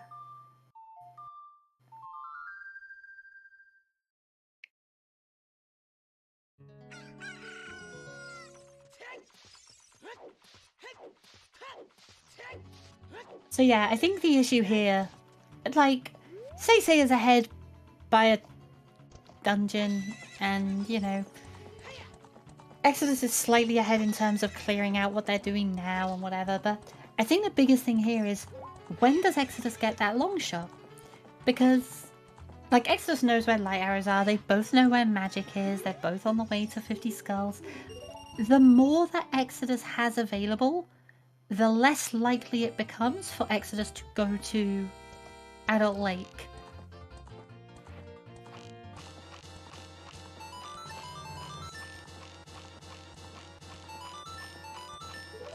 And SeYsEy with targets first. See, it's so fast!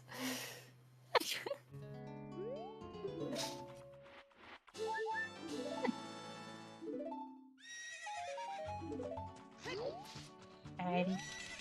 10 more bombs. Finally, we got explosives again.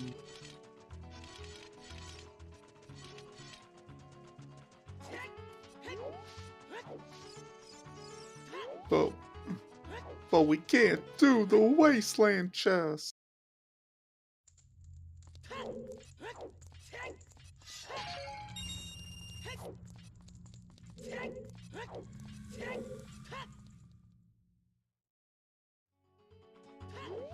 Oh, Exo's coming down here for the skull, though.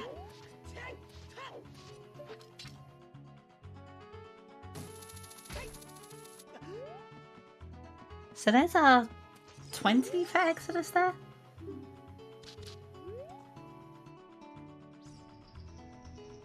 Yeah, I believe it's 20.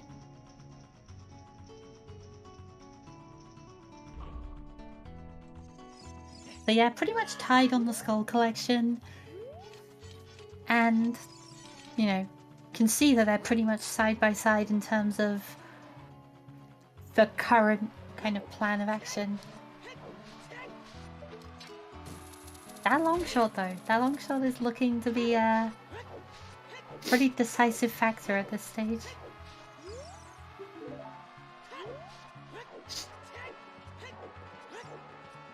SeYsEy going for sign percent.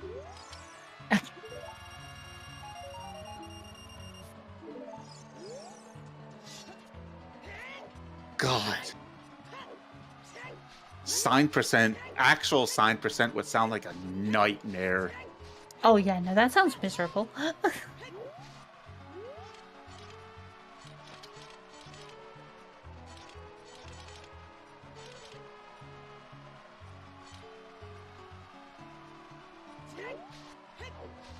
Oh, both went for this skull. Makes sense, I think. It's one that you're going to go past. It's not too slow when you need to get to 50. Oh, Just yeah, that looks issue like of both are climbing going out for that. there. Oh god, Exodus going for this skull, which is Never with fun. hook shot, one With of the hook worst. shot. And just easy. Exodus makes it look easy.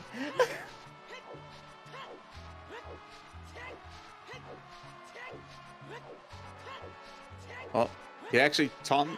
That actually taught me a way to do it. Just Z target. Just target the skull and you'll aim for it every time. Of course, actually getting that target seemed like a nightmare.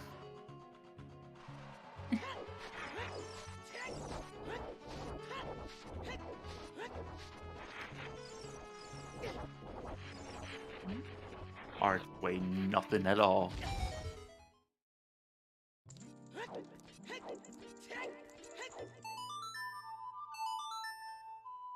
And there's Nocturne. Okay. So that means water did lock Song of Time, which means if there's something in the river chest, that's awful, but I think we got the 4 checks out of water.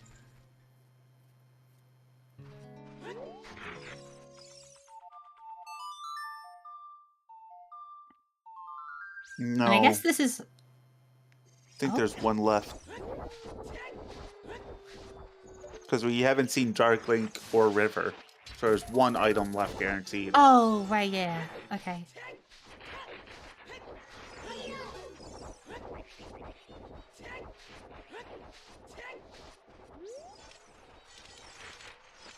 And this is also going to be a big moment of truth for Exodus now, SeYsEy soon. And that's a good start. Well, yes, but also no.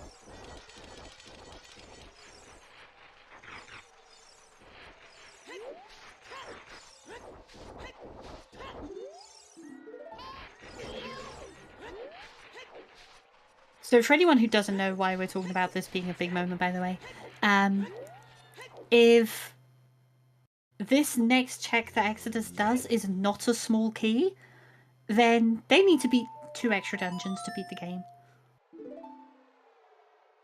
Which is not hard, because it's just that one of them is Forest Temple. Yeah, they have access to them. They can fully beat those dungeons at this stage, but it's just slow, and that's not a key. And Of course it's not. From the words of a good buddy of mine, splits happens. Or if you play A Link to the Past, you need to complete all the dungeons.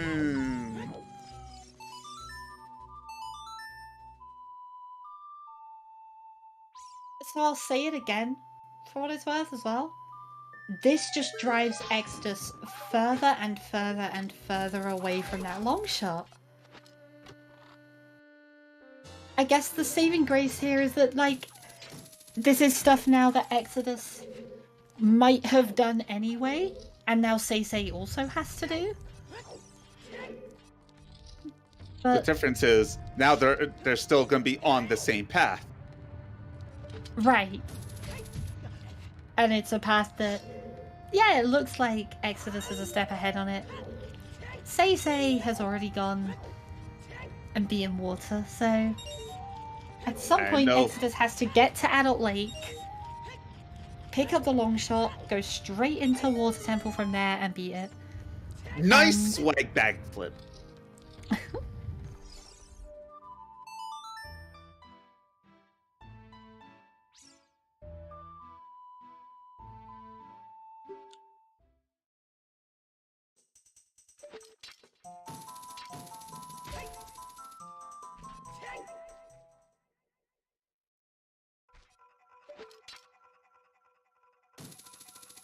And so at this point, the other thing is that hover boots have to be somewhere. And they're probably just in one of these dungeons. They have a lot of dungeon to go through here. Well, they could be anywhere that's not 20 skulls. Yeah.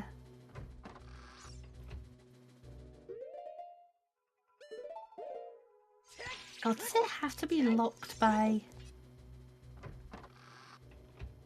I think it has to be locked by the 30 skull bomb bag, which, yeah, is basically the entire seed at this point.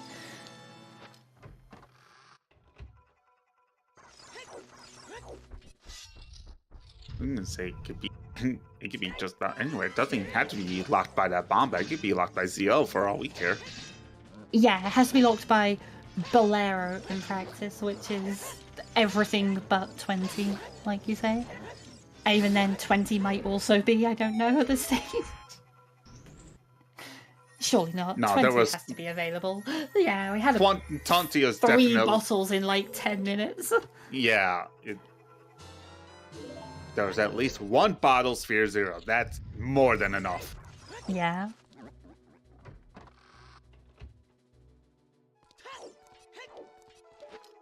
So actually, okay, just come up in chat, and I think it is worth noting here.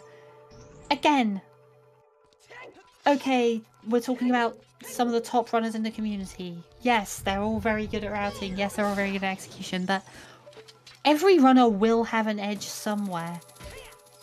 There are very few runners in the community who have an edge over Exodus on execution.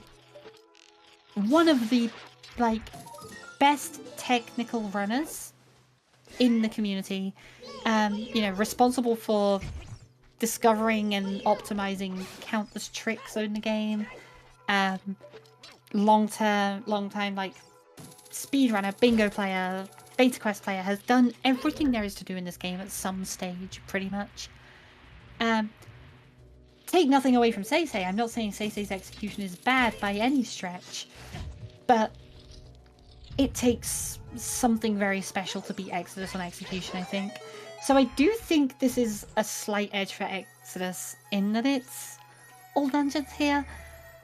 I don't think it's not enough to make up for the long shot here. And yeah, I was gonna say, you're saying this takes something very special. I think this seed is that thing that's very special. Yeah, and because while Exodus has chosen, for the most part, to stay in logic, SeYsEy has chosen fuck logic and pulled ahead as a result.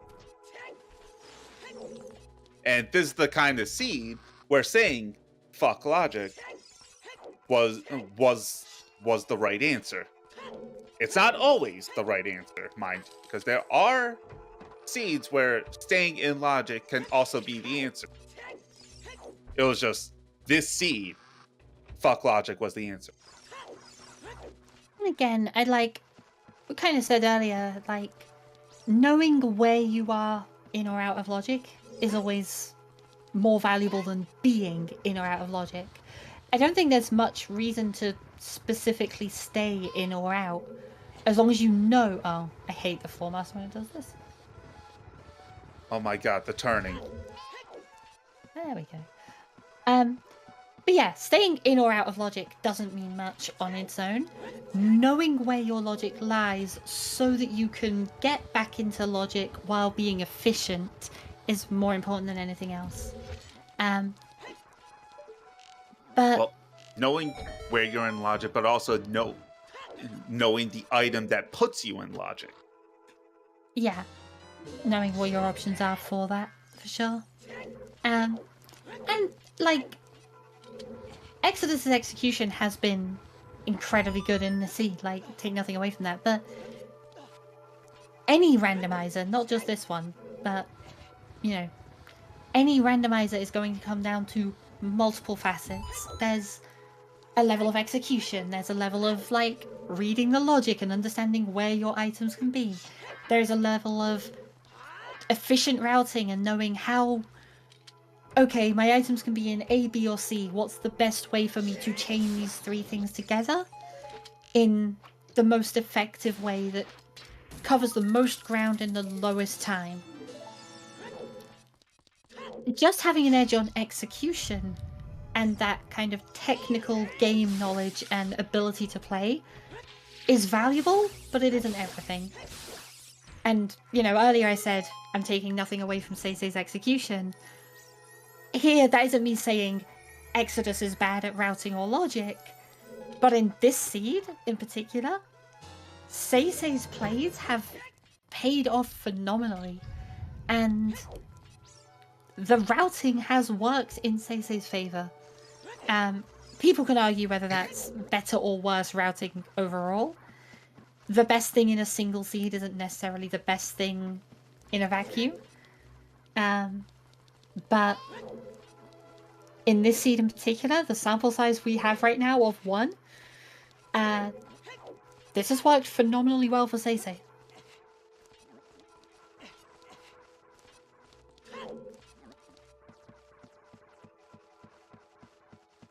To kind of change a line from a really mediocre movie, SWAT, doing the right thing isn't always doing the right thing. Yeah. It's like, yes. Very applicable to Rando.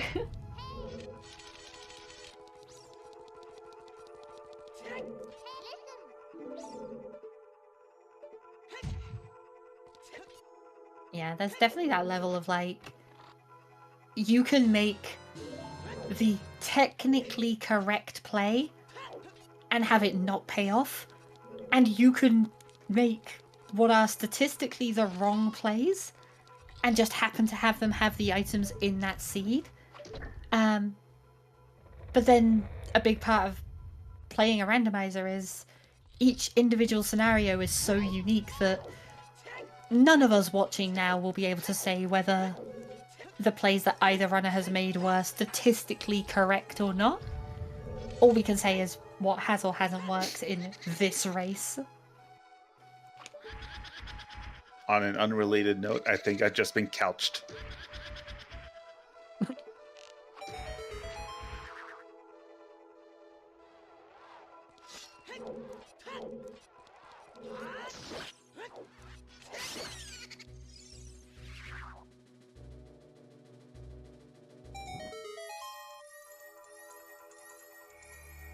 Oh, we have all our small keys. We got boss key. Did we get the boss key? I think so. I want to say yes. Also the urge to sing all the small keys every time.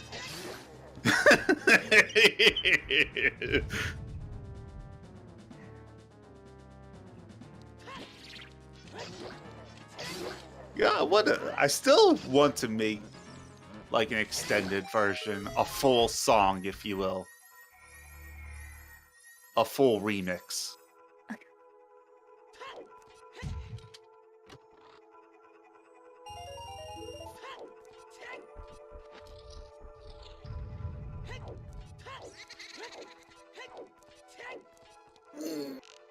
just barely got it.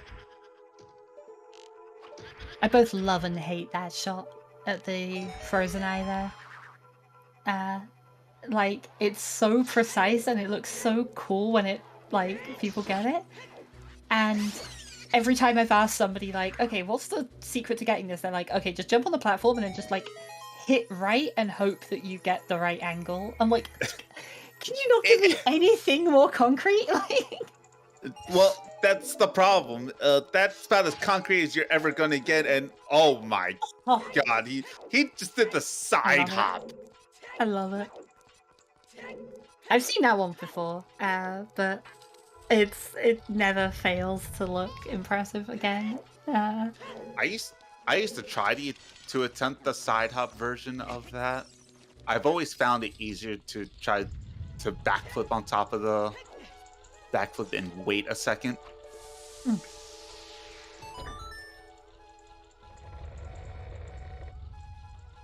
Also, perfect Poe movement, but talking about the more experience in kind of bingo and beta quest and that kind of thing, I would expect that perfect Poe movement from SeYsEy.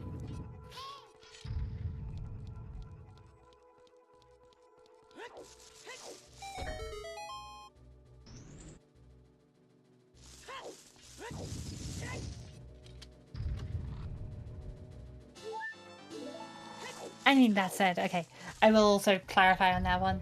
One of the things we also talk about a lot is that even the top runners will make mistakes sometimes. There is no expecting perfect execution from every runner. But if I expect to see perfect movement from anyone at this point, it's probably Exodus. I think out of like everybody in the top 64, Exodus, Duke, and Marco would be like the top 3 on execution, and I have no idea what the order is on that.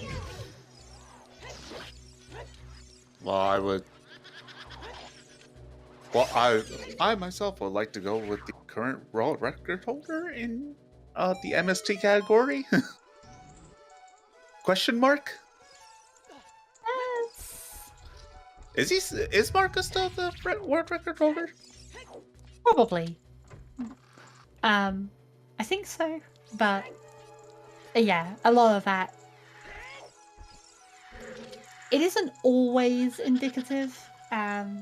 Obviously, you know, Marco was in that conversation for good reason. The same reason that Duke and Exodus are. Countless hours upon hours upon hours of experience and practice over pretty much everybody else in the rando scene.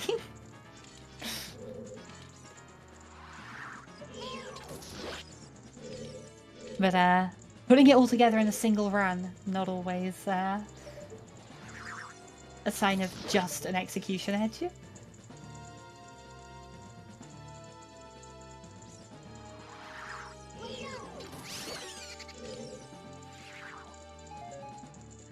Oh, he's also the world record holder for Majora's Mask no NMG, 100%. Yeah. Interesting. Definitely seen some of the big MM grinders relearning recently.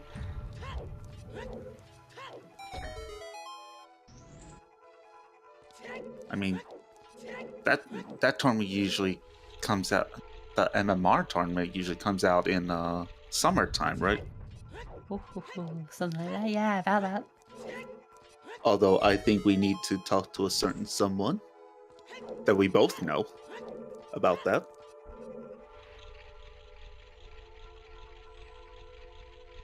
Last I heard is just soon-ish, but soon-ish could mean anything. soon TM. It's fine. Eventually, this time next year, OTMM.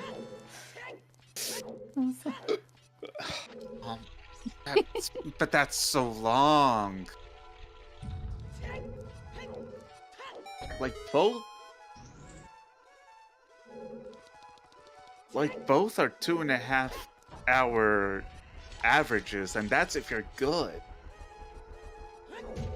And if the seeds are kind. Combined, that's like 5 to 8 hours. You'd have to figure out some different settings, I think, because it's yeah, it's definitely a little too much as it is.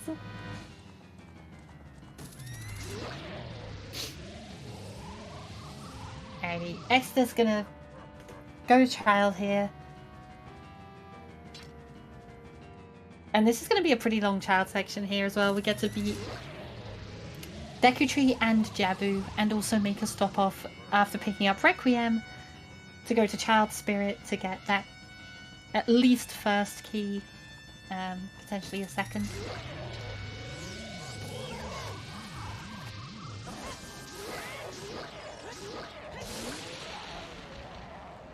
Where are you going? Jabu. He's going Jabu first. I agree. Yep. Makes sense, I think. Fastest way to Deku Tree is to play Minuet otherwise. And, well, Minuet will then you go through all of Sacred Forest Meadow and you come out in Lost Woods. Whereas you beat Jabu, you can just leave Domain afterwards and come out in Lost Woods. So I think this makes a lot of sense. Is Minuet faster from Fountain? Yeah. I didn't see it. I feel like they're about the same, but... No. Oh? It's like 2 more transitions. So SeYsEy just played Bolero here, and then I think realized I guess the bomb count is the problem. Between a bomb count, like the bomb count being low and the Kakariko Path of Volvadia has to be either like bombs or hovers. I guess it has to be bombs at this stage, we know that, but yeah, SeYsEy deciding that not having those explosives is a little too costly and it's going to go child first. Does he? He definitely pick.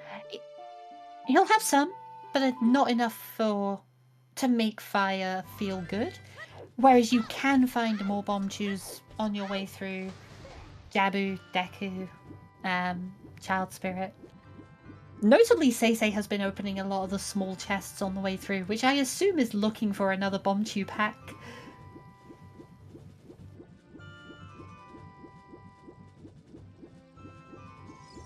Yeah, still no knowledge on 40, but we're going for 50 anyway, so like, whatever.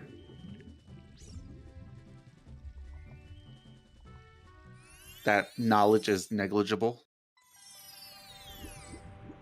If 40 does turn out to be the hover boots, it'll be funny, but it won't make a difference to how the runners play the scene.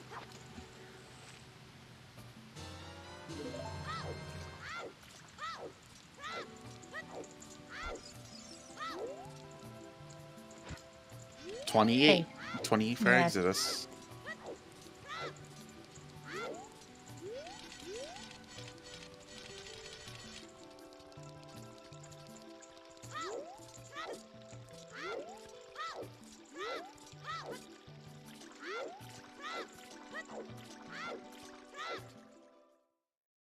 So I think Exodus still has a few options in here, is the thing.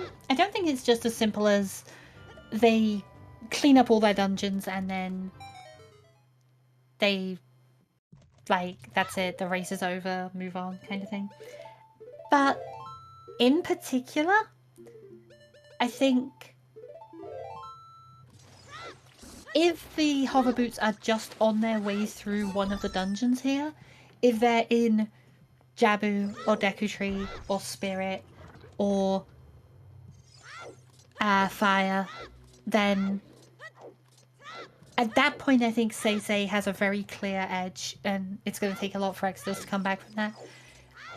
If they're not in any of those and it's some overworld check, 20 skulls, 40 skulls, you know, we have at this stage quite a few fairy fountains available scattered around. I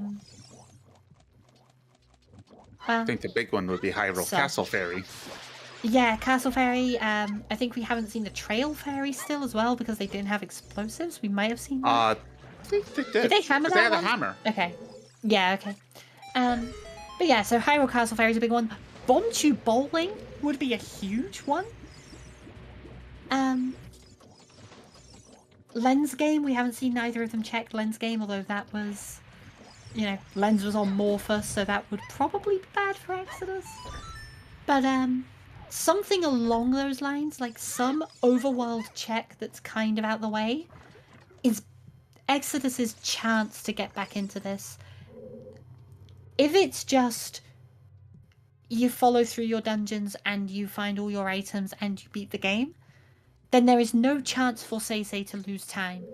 Exodus needs at this point, and if you're cheering on Exodus, you need at this point, something for SeYsEy to get tripped up on. And the only option there is a bad hovers location.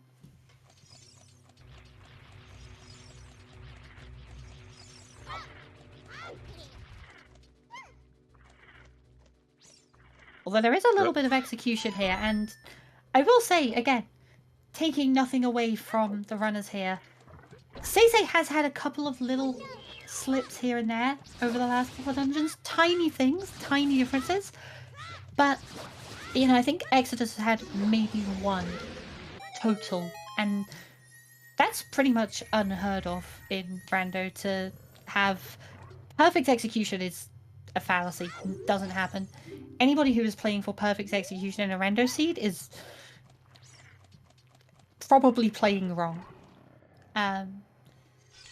So Exodus definitely making some time back.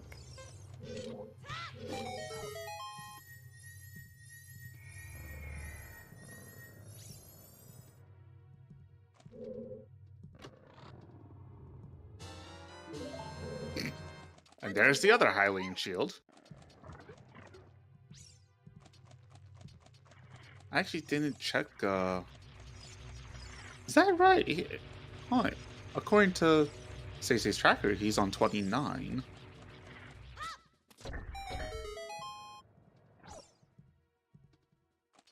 Exo got 28 in the basement. I guess SeYsEy... I didn't see SeYsEy's one in the basement, but... You see Exodus going to 30 here. Yeah. So that's a bomb bag. That is a bomb bag.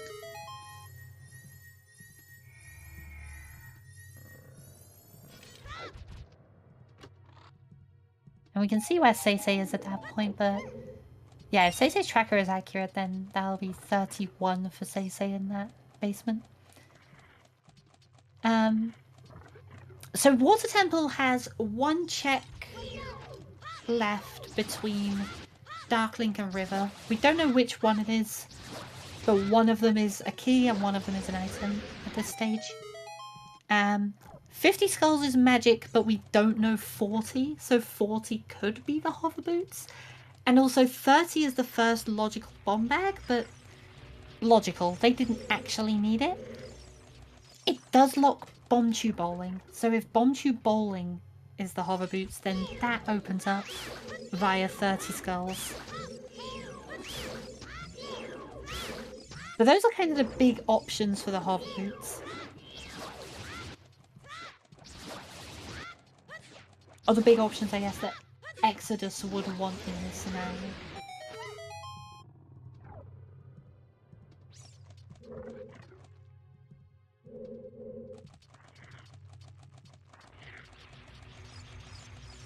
Yoshi, don't look. I hate it. I hate it. You know what? That's... Okay, we are 2 hours into this race. For anyone joining us, this is a winner's bracket match in the Season 6 Ocarina of Time Randomizer tournament. Exodus versus SeYsEy. Make sure to give them both a follow. Two incredible runners, mainstays of the community for years now, and you know, showing their strengths by making it this far in the tournament. One of them will be put into loser's bracket, but not out as a result of this game. I am Yoshi-kyan. I am joined by Kawari on commentary. Thank you, thank you. Yeah. Been fun so far. We have our trackers today, Aisling and Lady Draco, handling the item displays on the restream that show you what each of the runners has. the restream would be unwatchable without them. I speak from painful experience. So a huge thank you to them. Thank you to our restreamer today, Ricky of Kakuri, our race monitor, Alsuna, and for those of you who want to watch the French restream of this, that is happening over on Ecola. Ecola TV, I think it is. Yeah.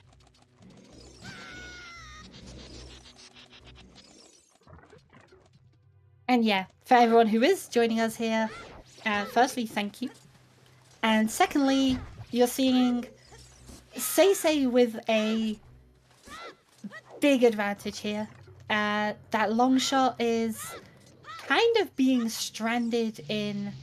Don't look again. Lake Kylia. I don't understand. So why would they not just do it? You don't need this crate. You can just roll.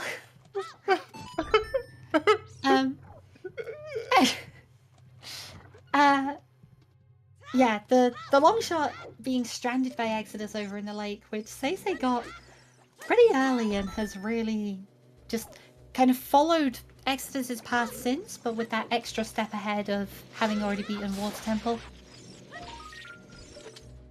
And just hover boots to go. I didn't see the number on SeYsEy's side there. Oh. Okay, 32, so... Yeah, no, I guess SeYsEy's 100% accurate on the tracking there. And there's the minuet. Yep. 1, 2, 3 transitions versus a warp and 1 transition. Yeah, minuet's That makes faster. sense. I didn't see the restream of that, but also, and maybe this is just a me thing, it's way easier to mash a button on controller than it is on keyboard.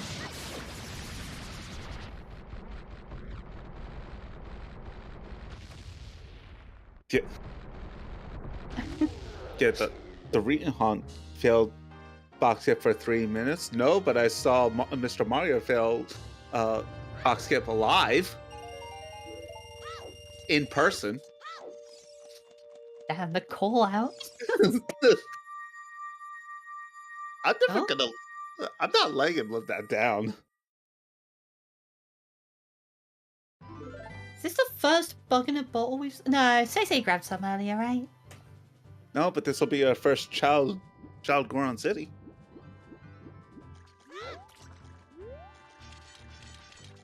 You can only do 2 checks in here, but...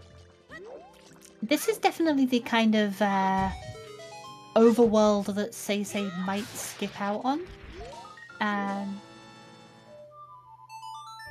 We'll have to see how aggressive or thorough SeYsEy plays this, but this is the kind of thing that could, if it's hover boots, be very good for Exodus. Oh, it's another slingshot.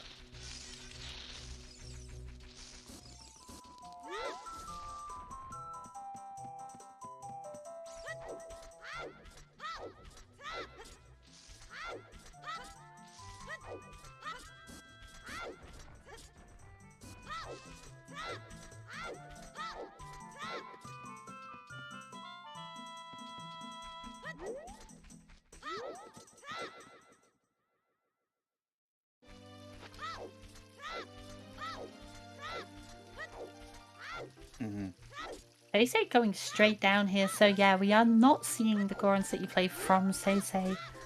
Makes sense. So, Because you got a lot to do. yeah, and don't get me wrong, like, between Deku Tree Fire and Spirit, it's pretty likely that the hover boots are in one of the dungeons and not the handful of overworld checks to the left. But if it is, this is a big deal. Yeah. That's a hard container, though. I think you're picking that up. Never disappointed to have them. SeYsEy notably still losing a little bit of time potentially here. Picking up all of these small chests, looking for more bomb chews. We've only seen one bomb chew pack in a chest. All the rest have been bought from the wasteland. I mean, I know that they're low on bomb chews, but they have access to a bomb bag now. Yeah. And like,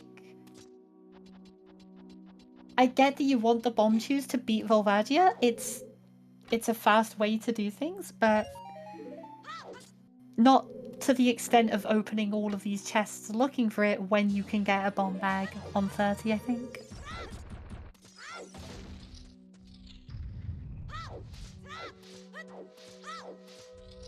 And I'm pretty sure they all have the same hints here.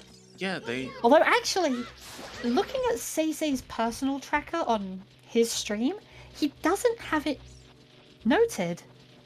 Oh, that... Oh, yeah. I was fairly sure he'd read it, but maybe didn't make a note of it. Interesting. Okay, okay. Well, in that case, yeah, now it makes far more sense. There's a big chest in Good call, Deku. good call.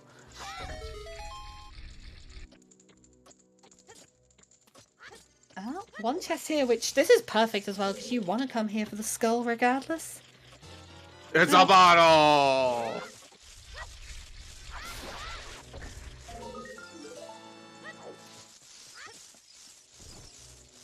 You're not getting that out of small chest. Yeah, that's what I thought.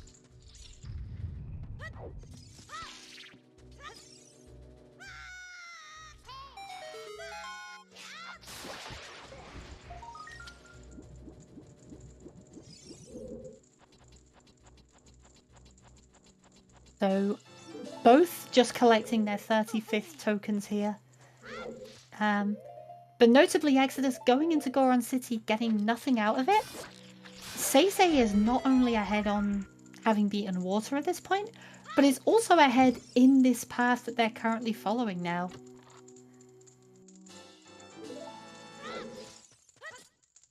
Again, if the hover boots are just in some overworld check, SeYsEy is potentially going to lose time going back to Goron City, going, you know, covering field like Hyrule Field and kind of going over all of these checks that Exodus has already done in a less efficient way than Exodus did them.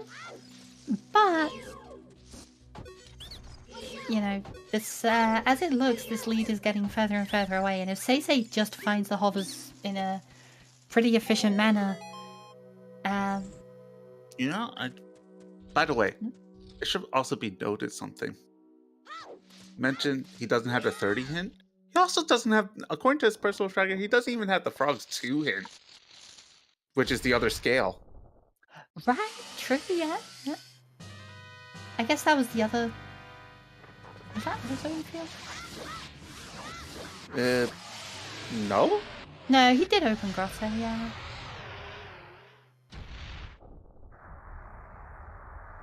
I'm trying to think of where that would be. Valley! It was in Valley. Exodus got it in... Right, that's right. Exodus got did Child Valley. Yeah.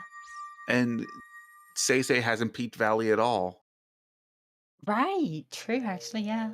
So that's again a couple more checks that are fairly out the way that Exodus has currently lost time to, and SeYsEy still could if this becomes a wild hunt for the hover boots. Alright. Oh yeah, picking up showing us the letter. It's so easy to do. Must be on GameCube controller. Yeah, I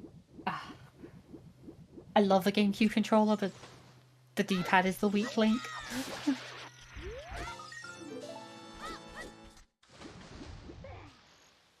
I mean, which isn't to say, as someone who plays on the N64 controller, the D-pad isn't much better, even though it's bigger.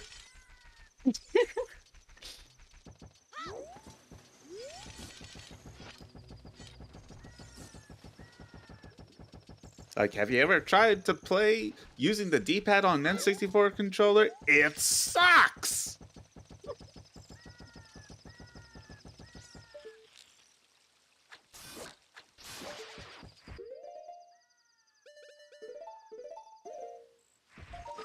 Okay, good. I thought we were gonna see SeYsEy go for the like jump slash to get this skull, and I hate it.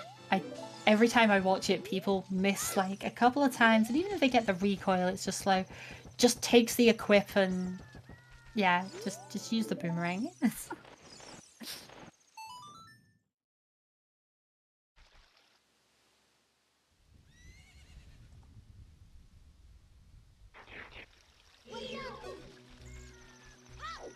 Alrighty, SeYsEy with 3 stones grabs the Ocarina of Time, and we'll learn the Requiem, which is required for a key. Alright, so you know what can... given what we know, and given what SeYsEy is planning towards, hovers on Bombchu Bowling might put Exodus in a really good position. Mm-hmm. Yeah. Yeah, because even if SeYsEy goes to pick up 50 and gets the magic, firstly, will he check 30 and 40? And secondly, even if he does, then what are his plays from there? He's got a bunch of overworld to do. It's not just Bombchu Bowling, it's also, you know, okay, sure, Bombchu Bowling and Lens Game are options, but also Coron City, Hyrule Field,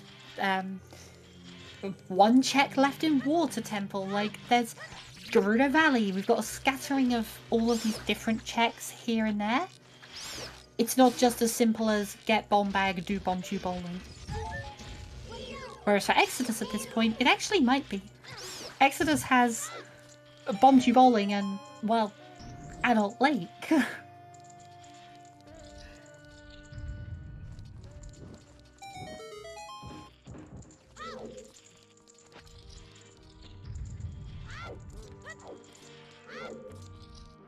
I've definitely been in that position in a sieve before, and it feels horrendous when you have 2 checks available, basically, or 2 like locations available, and it turns out both of them are required.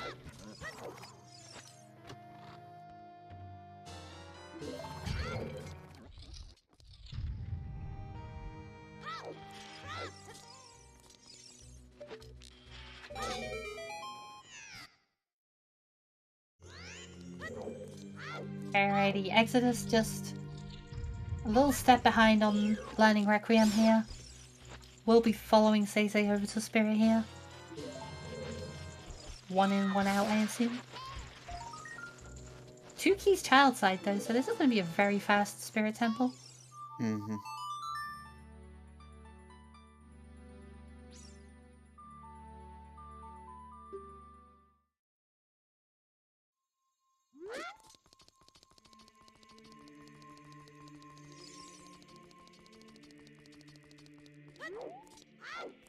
How did SeYsEy get that room? What do you mean? Yeah, so there's the 2. There's the lighting the torches from the other side instead of using Din's Fire, and then the Anubis you can void out and it dies as you void. As far as the skull discussion goes, and like turning in 30 and 40 before you hit 50, I think the thing is that they're very slow checks. Getting to Kakariko and then like walking down from the Nocturne Warp to the Skull House, like that's 2 loading zones for things that aren't particularly efficient. And so there is a level where you don't want to make that play because it just takes a while. Especially knowing that you're going to have to make that trip already, you'd rather just do it all in one go. So I think they will always go to 50 first. Then the question is, how long does it take them to get to 50? Counterpoint would be you know that 30 is a bomb bag. You're a child right now. Do you Right. get the bomb bag right now and do bomb 2 bowling right now? I think there's an argument for that, for sure. Oh, so no both.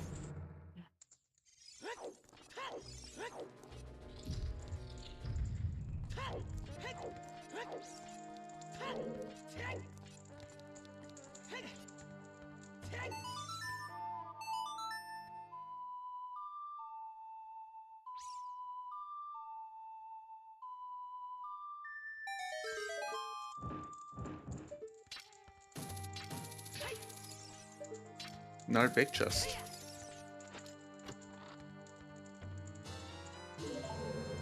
But you don't have magic right now. It's also pretty late in the seed for it. And exit is climbing. Okay. I don't think I would do this, but I definitely respect this. Not having the magic. There are 2 checks here that you can only get with magic or deku sticks. So, Exodus playing towards those. Both non...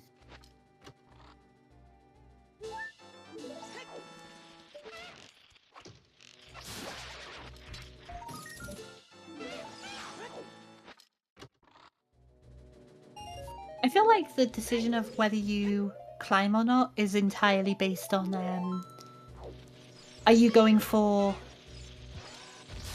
efficiency? Are you playing aggressively, or are you playing to clear? If your perspective here is I'm just doing everything, which Exodus has definitely been more on that side of things, then climbing makes sense.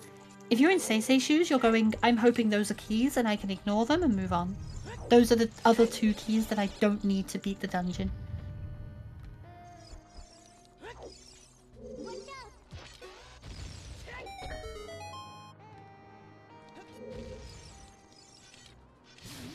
Well, I believe one of them has been getting that.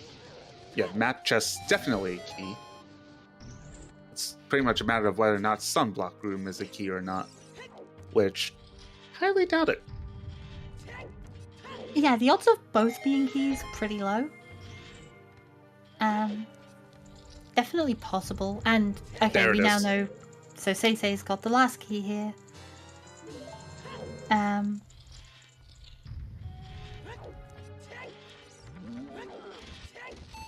So yeah. Is that the last key? There was one in Child Climb, right? No, there's 0 in Child Climb. It was on map chest. And there was 1... That's only 4 so far, yeah. 2 in Child Side, 1 in map chest, 1 in Amos. Oh yeah, I did miscount.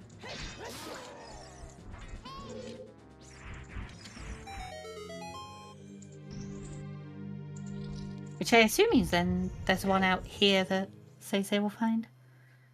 Oh, but that's a big chest on the other side. That is a big chest over there, yep. Not here. We must have, oh, it was in Adult Climb. It was in, it was in Child Climb, it was in Adult Climb. That's the one I was counting, yeah. Oh!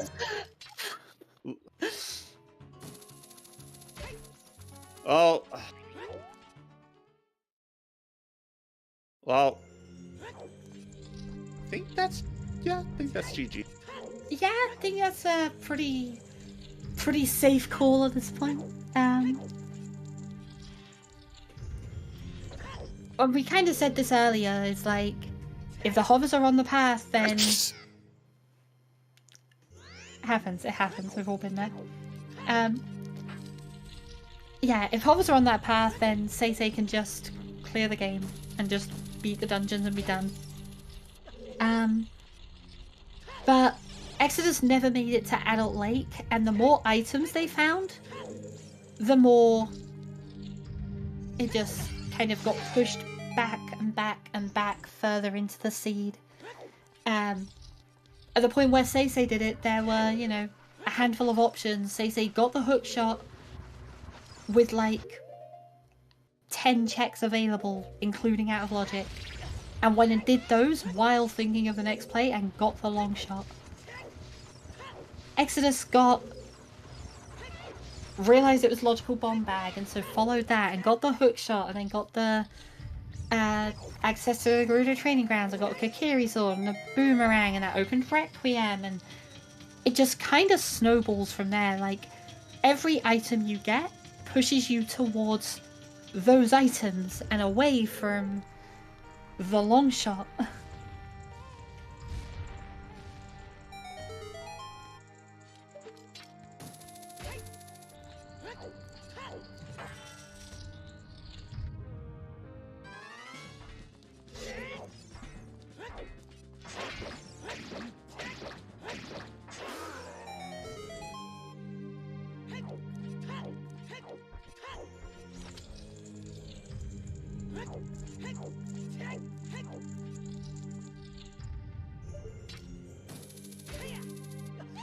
I gained a 30-hit ward against him.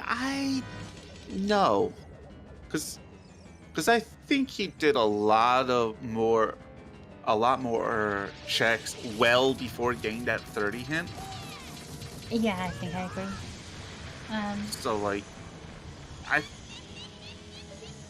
it's more or less like that he stayed in logic, wanted to clear more of the game.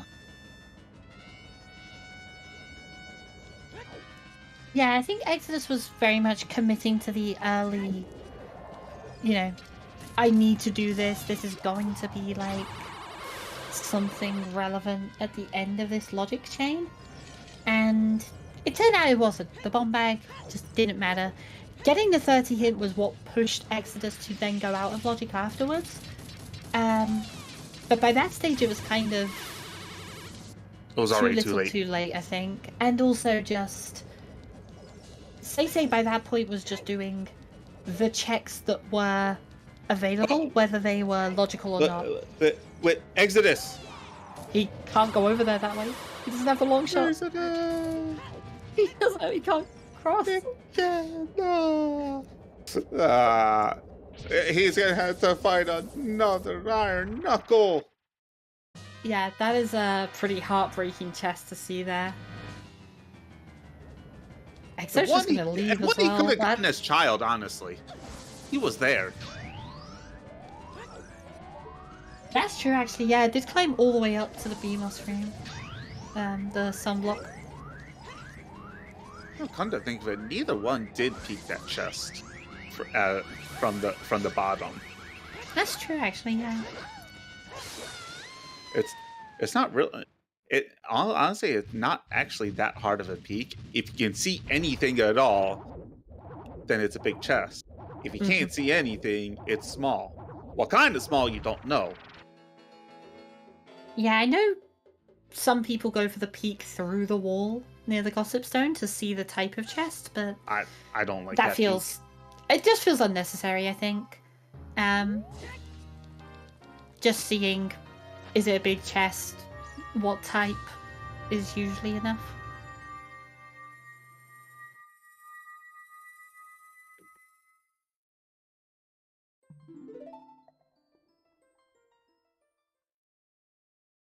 But yeah, no, it said it would be a hell of a race. I can't say I was quite expecting the way we got it, but the early ball neck really just kind of turned into actually a pretty generous seed towards the end of it.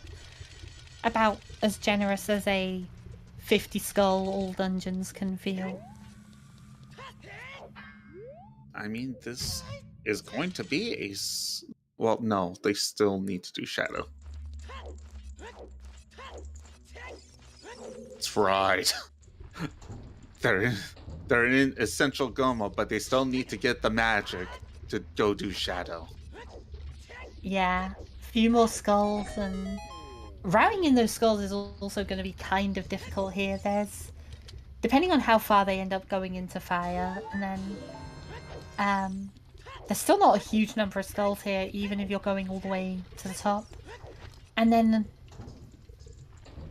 even then, that's still not enough to hit 50 for SeYsEy here, so we'll have to figure out a couple of extra ones along the way somewhere. I don't think SeYsEy picked up the one that's hammerlocked in the trail at the near the bottom. The bottom of trail, the wall near Kakariko? No, not that one. The Okay. one near Goron City. Right, okay, that makes sense, yeah. Because I was going to say, I think SeYsEy got the other one, but that one I'm not, not sure. So...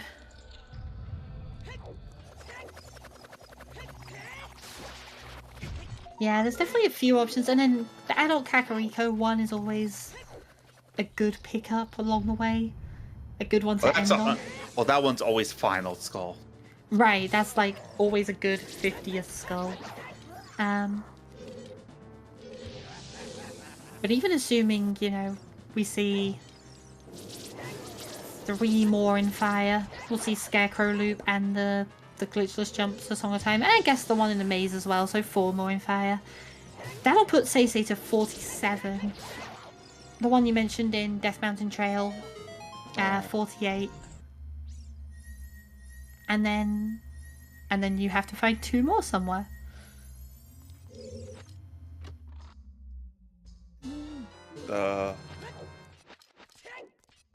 One outside of CAC in Hyrule Field. Yeah? It's pretty fast. Oh, Dodongo's Cavern is a good call, actually. We didn't see the Dodongo's Cavern side path. So there's 2 there that you could get on the way from Trail. Go into on the Cavern, side. get those yeah, 2. 2 on the side there next to the each Scarecrow other. at the wall, yeah. And then into CAC and pick up that last one in Kakariko above Impa's house.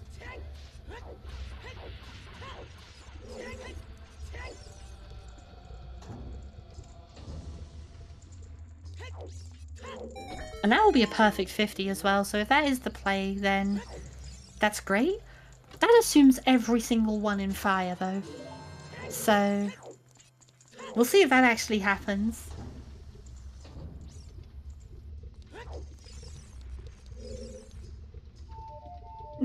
Playing Song of Time. Yeah.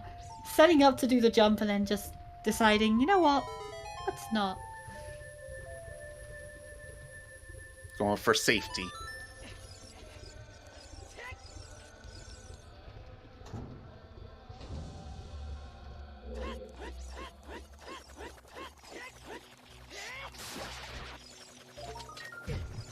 Uh-oh. Uh-oh. Okay, he didn't get munched. And Silver Gauntlets rating with a party of 24. Welcome to a 50 skull ADC. 50 skull magic and AD for working on because we were child locked. Yeah, also the Bolero Fire path to Volvagia, because you had to get Bolero to get Minuet, to get Zelda's Lullaby, to get... or use all of those to get 30 skulls in logic for a bomb bag so you could get your first hookshot. On weak. Or the lab roof, either one. Yeah, no, either way, miserable set of logic on this one.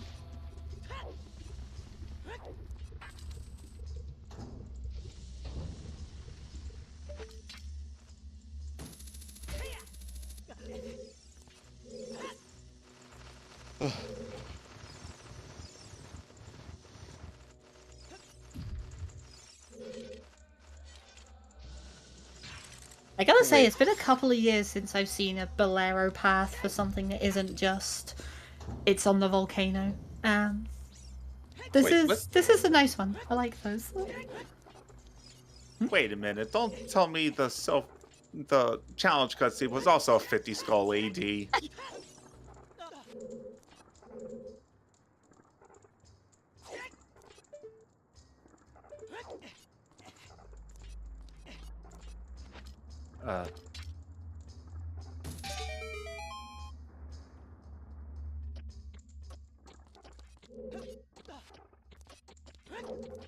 My God, what are the odds of that? Oh god, Requiem as well. Dang. Oh my God!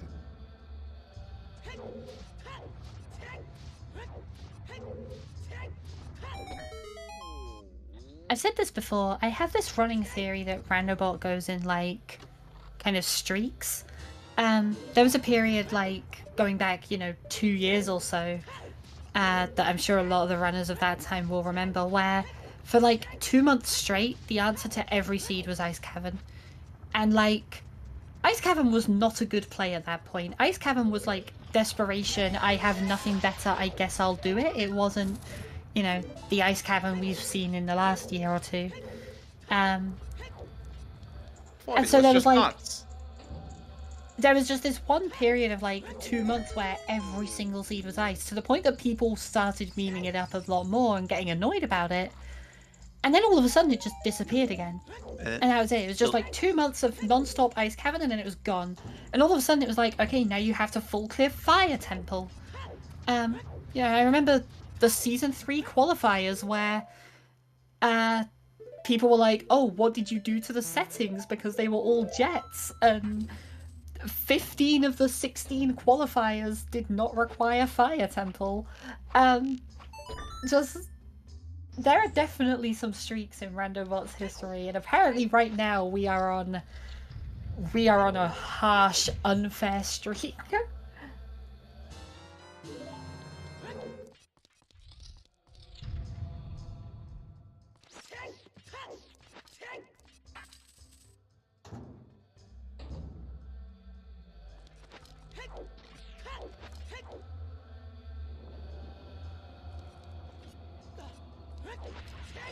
Exit is finally getting the jump. Yeah.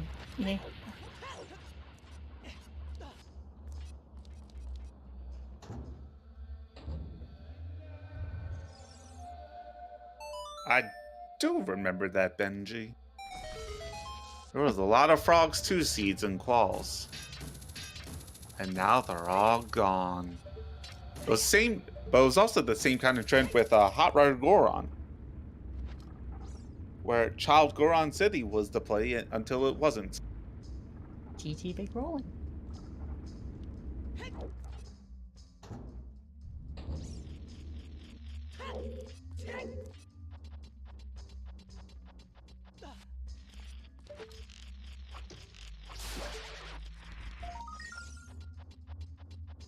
And like, I know part of Season 4's was like the actual settings, because the stats analysis showed some wonky location like placements in stats analysis, but none of us can ever forget the We Love Waterstone of Season 4. By the way, 46 for SeYsEy. And that's all the skulls and fire. Did end up having to come up here, so... Oh, wait, 46 with everything. Huh. So... Oh, right, no, that was right. Yeah, because then it was the 1 in Trail, 2 in Cavern, 1 in Kakariko. I'm only speculating that he didn't get that one. I don't know if he did or not. I think you're right. I definitely remember Exodus getting it, but I'm not... I don't think SeYsEy did. Obviously, there are 2 runners to watch doing a lot of things, and a chat to keep up with. I might have also just missed it. But, I don't remember seeing SeYsEy do it at the very least.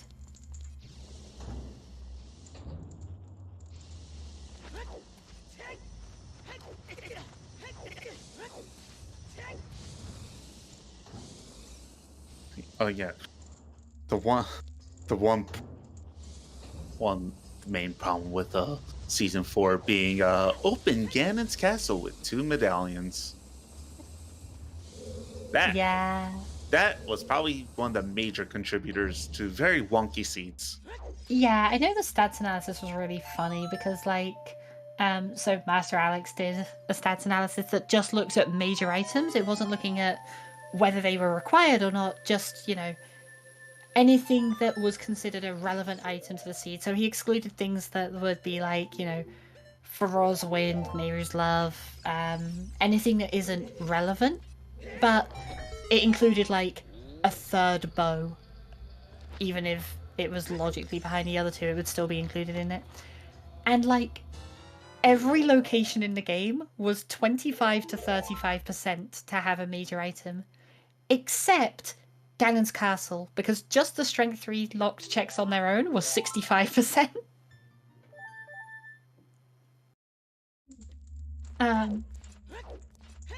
And so yeah, Water Stone actually ended up being a pretty strong play in that format.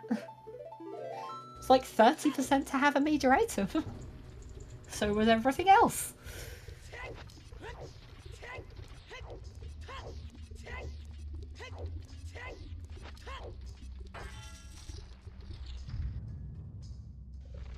So I know SeYsEy got the lower Trail Skull, but not the top two, I'm guessing.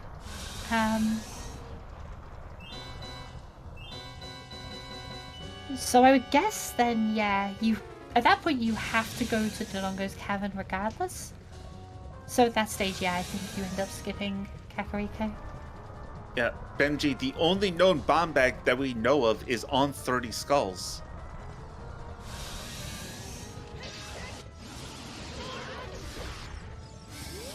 And that 30 Skull bomb bag put a lot of things in logic. Yeah, that is the culprit for this Bolero path. Yeah.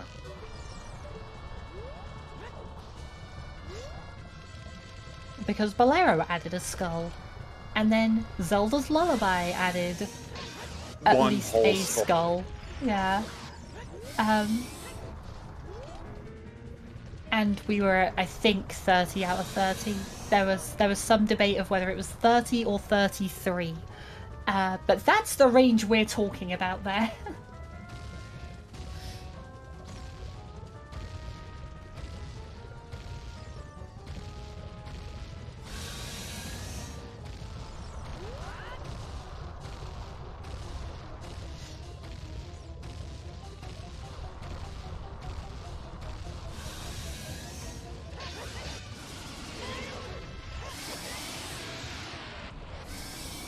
Honestly, this really was one of the seeds of all time. Like, this... I know it's like the ongoing meme in the community of the worst seeds and like this seed sucks, every seed sucks, whatever, but this feels like a special kind of terrible. I mean, once you get over the terrible part, it actually isn't a bad seed. The early It's bottleneck just getting is... over that. It's just getting over Yeah. that logical hump. Yeah, I think that early bottleneck into suddenly it's wide open as you come to the finish, but it's wide open in a way that you have to... Oh, are we going to see Exodus? Exit. Why? Just Hell. play Song. He doesn't have Song of Time. He hasn't been water. Oh, right, I Got the forgot. long shot. Yeah. So jumping back up this pillar. Not this pillar. It doesn't work on this pillar. I don't think you can. Yeah, I don't think you can do it if there's It's two the firewalls. it's the other pillar. There we go. Hover across from here. Oh, it's gonna be hard. Oh god. Okay. And now, not this pillar, but the other pillar. That one. And then you can, yeah. But at this point, you can just hover across.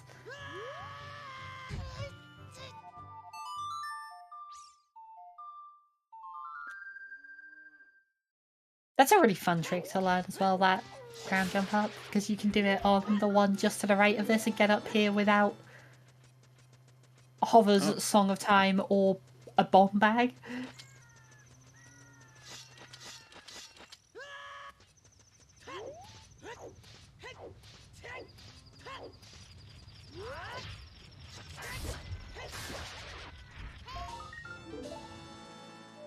So SeYsEy at 48 here. Serenade? So Serenade to grab the one in the tree and then Nocturne to go and get the one in Kakariko? Yeah. Okay. Yeah, no, you know what? I can respect that. It's faster than DC. Warp songs are fast, yeah. I think the warp here is, like, it's right next to you. You're not going, like, halfway through Dodongo's Cavern. I think that's a better call than Dodongo's Cavern at the very least, yeah. I think he's going to be very shocked once he sees that bomb bag on 30. If, at this point, does SeYsEy even check 30 or 40?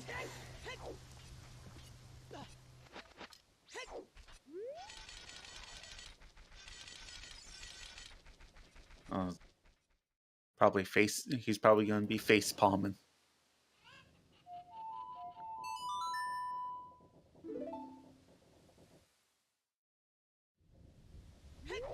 Or as a commentator on TSG has now eloquently said, head for smack.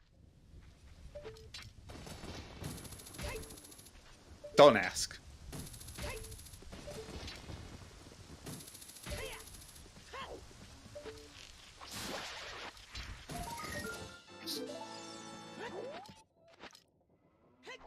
It's so easy to get one step ahead of yourself on things like this and just accidentally run a little bit too far ahead there, but SeYsEy getting that magic. Getting that magic, and he will never find that bomb bag.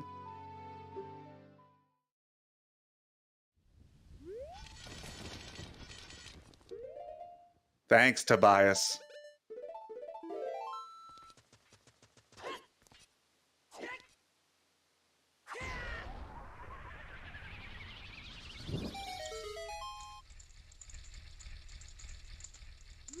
Alrighty, so Exodus presumably going to be following closely behind into Shadow. But, yeah, doesn't mean much. Firstly, following closely behind, and secondly, without having the long shot, Exodus is not going to be able to catch up to SeYsEy on this one. Alright. So since we are in gold mode, and it's pretty much we're just waiting to go through Shadow. So I want to mention the path both runners have taken to get here. So Exodus. So both runners. So this is winners bracket round first. So neither have suffered. So this will be presumably Exodus' first loss in this tournament.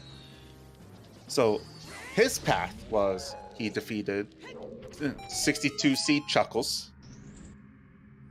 He has defeated 30 seed Angle, and has beaten 51 seed and internet darling Favio, one of the keyboard warriors. SeYsEy has defeated 59th seed Zeros, 38th seed Sydney, and 11th seed Sora. And the loser of this, let's see, this is 112? Yeah, so I just went and checked their upcoming matches. So the winner of this right now, we're assuming, is SeYsEy, will go up against either the winner of Duke versus Ryukane.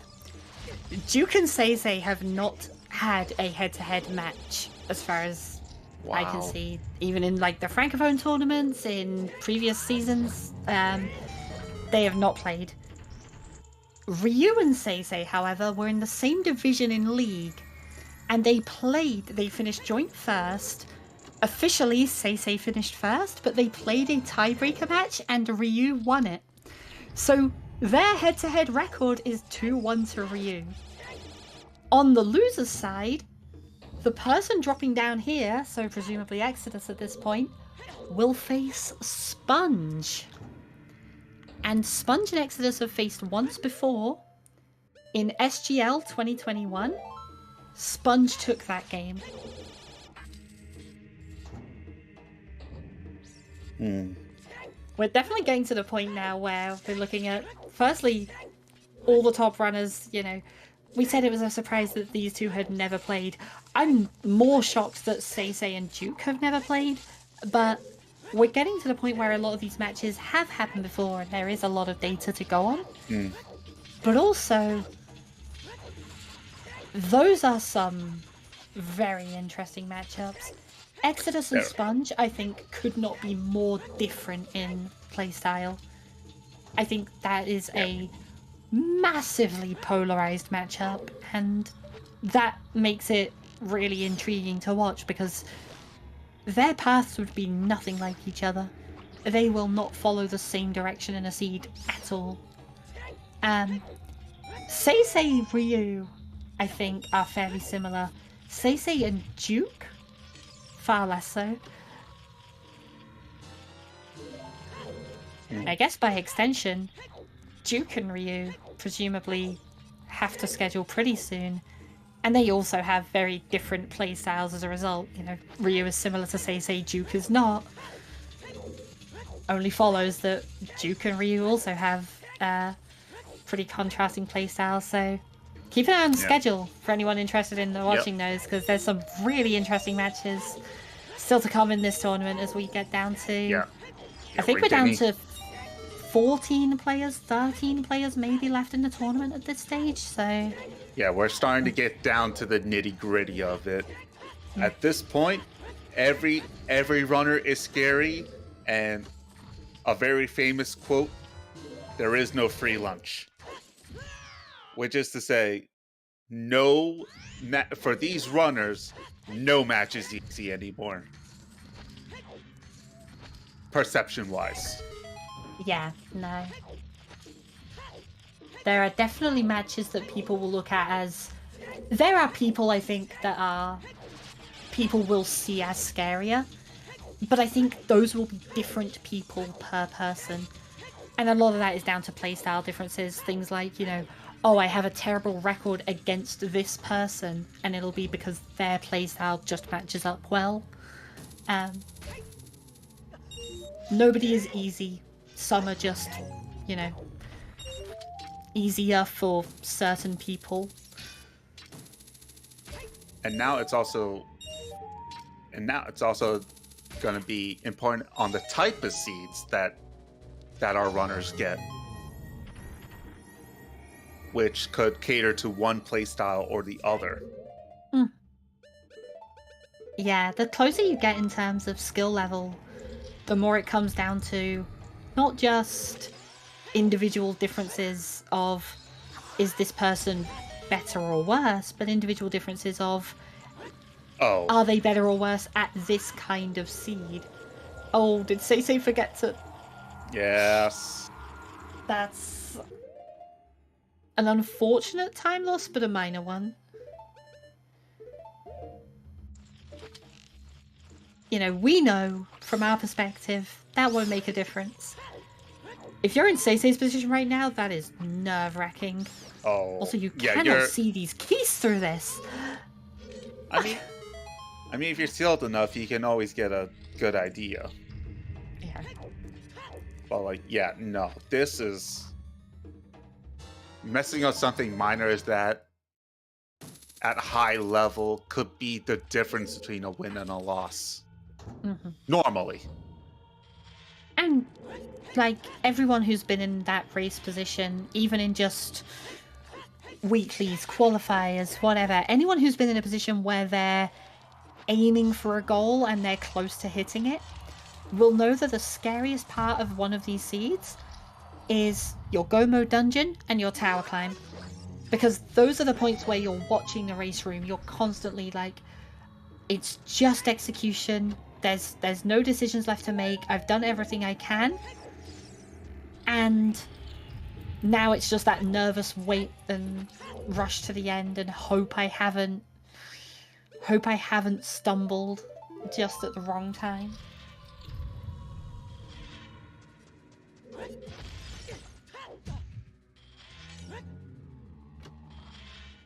Did we find the boss key yet?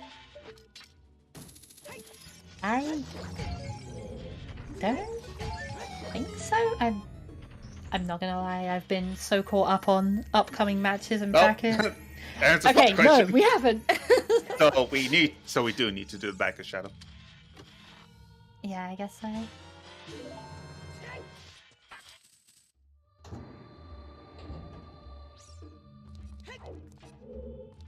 I guess now is as good a time as any to mention, by the way. The runners have been on a 20-minute delay for this one. Just a kind of anti-stream snipe precaution. Just couldn't help but laugh at Exodus answering questions about Exodus's play in chat. It's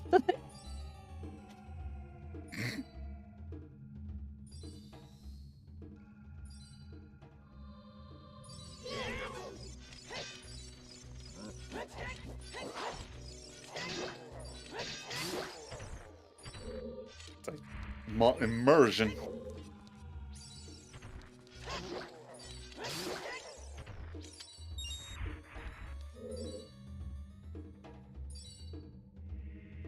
What was I gonna...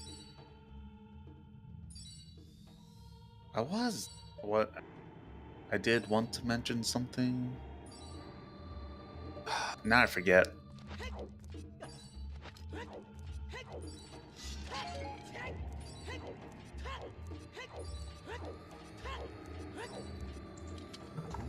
I've completely forgotten what I wanted to mention.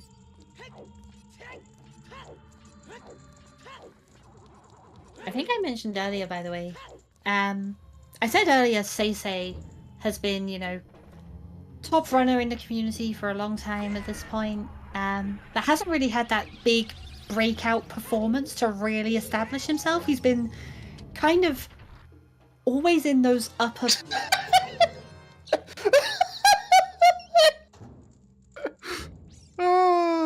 Unbelievable. Unbelievable.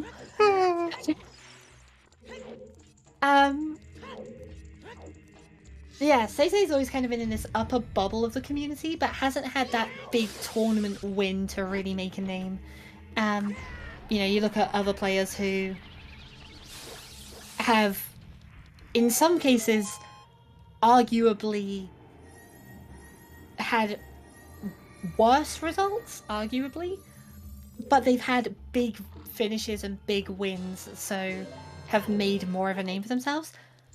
Well, winning this game guarantees top 4? Can't count. 6.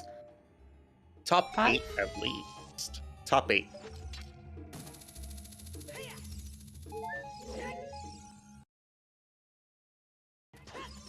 Top 6. The winner of this is guaranteed top 6. So yeah.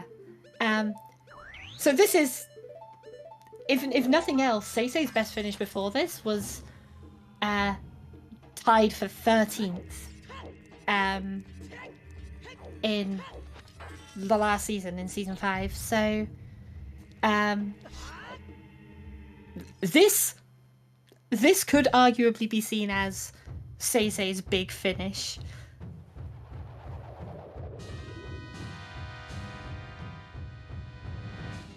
Although I'm certain we'll hear from him in a bit how, yeah, this can only go one of two ways. You have two types of runner. I wasn't expecting this much and I'm happy that I got this far, or well, now that I've got this far, let's see how much further I can go. Ice arrow bug. Is there something I missed? I feel like the French community do that every single time, and nobody outside of the French community does that. It's rather difficult to pull off. It's faster but more difficult. Bob chews on Bongo. Yeah, it's faster but also an equip.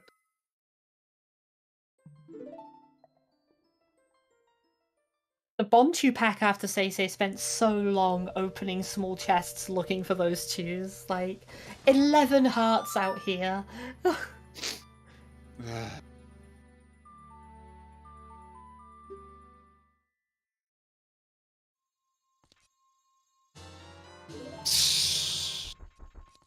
Not quite as hilarious as another set of explosives, but still.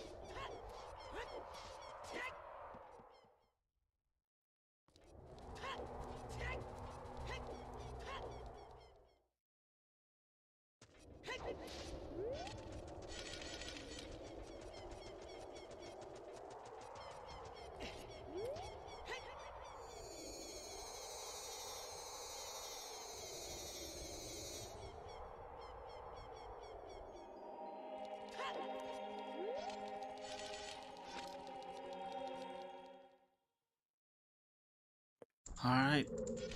SeYsEy inside Ganon's castle, now doing the climb, and what's the point of picking up that big chest? No, oh wait. Well, Yeah, oh wait. for Exo, No, yeah, Exodus. it could have been long shot. Oh yeah. I forgot. Exodus didn't have the long shot at this point. Mhm. Which does then make me wonder why SeYsEy even bothered.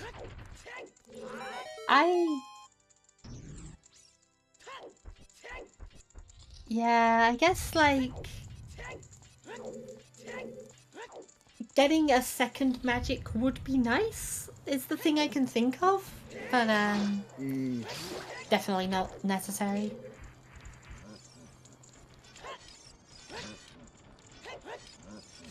That second Southos not playing nice.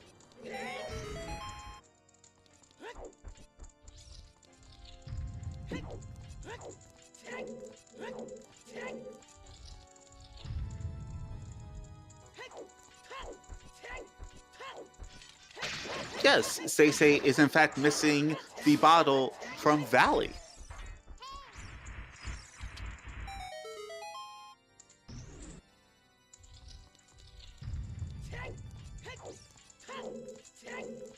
But, like, they already have 3 of them, which are all empty.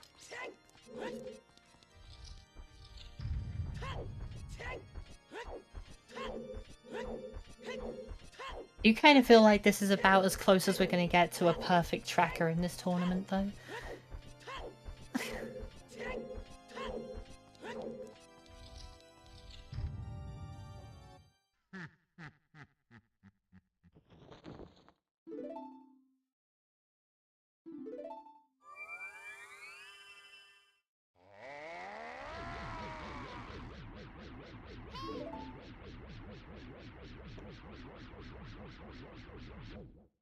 Alrighty, so 3-hour mark, we will be seeing the end of this race coming up shortly, and hopefully getting an interview with the runners afterwards. So if you have questions to ask, let us know in the chat. We'll do what we can to get all of those. I imagine we will have mostly the same sort of questions. There was a lot in the early game in terms of logic, but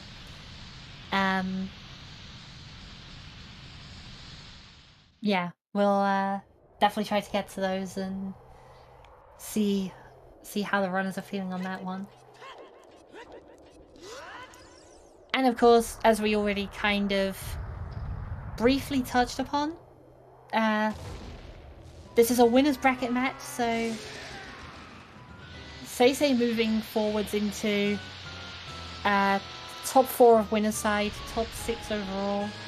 Exodus not out yet, still has another loss or another game to give before elimination.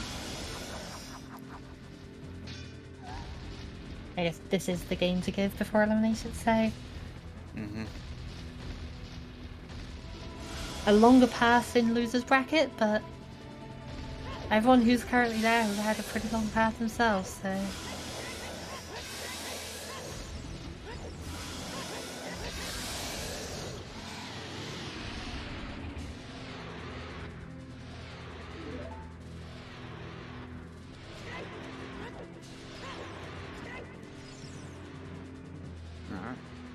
comes phase 2.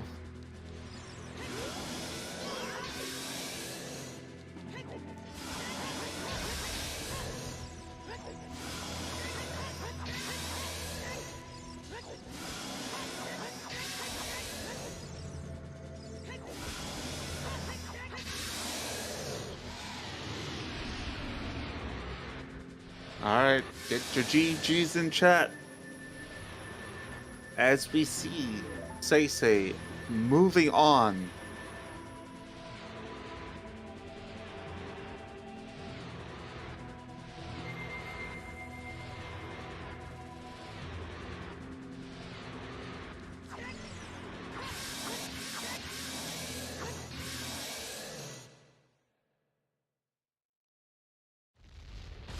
There it is, and I guess Exodus will be drowning himself. Or we won't get to see. But yeah, GG's to SeYsEy. Moving on. And And- welcome in, SeYsEy. Hello. Hello. GG's. Thank you. How are you feeling So- after that one? A pretty linear seed to start off with, but Yeah, I feel great. I feel great. I think it went well for me. But yeah, that was a pretty long seed. Everything has to be done. All dungeons, well, GTG, Ice Cavern, 50 Skull. But at the end, nothing really let me in trouble. I think I found all the items pretty early on, so it was pretty straightforward for me. So yeah, it went well. So have you found out where your first logical bomb bag was? Oh, it is on 30, right? Yes, it Please is on go. 30 as we are joined by Exodus. GG's. GG Exo. So, um, hmm. yeah. So the 30 skull bomb bag, there was some people in chat with trackers up, kind of looking at the skull counts in logic and everything, and there was a bit of a debate on what the exact skull count was, but it was either 30 or 33 in logic to get that bomb Okay. bag. Which is, I guess, why Bolero Path to get Minuet and Zelda's Lullaby worked out.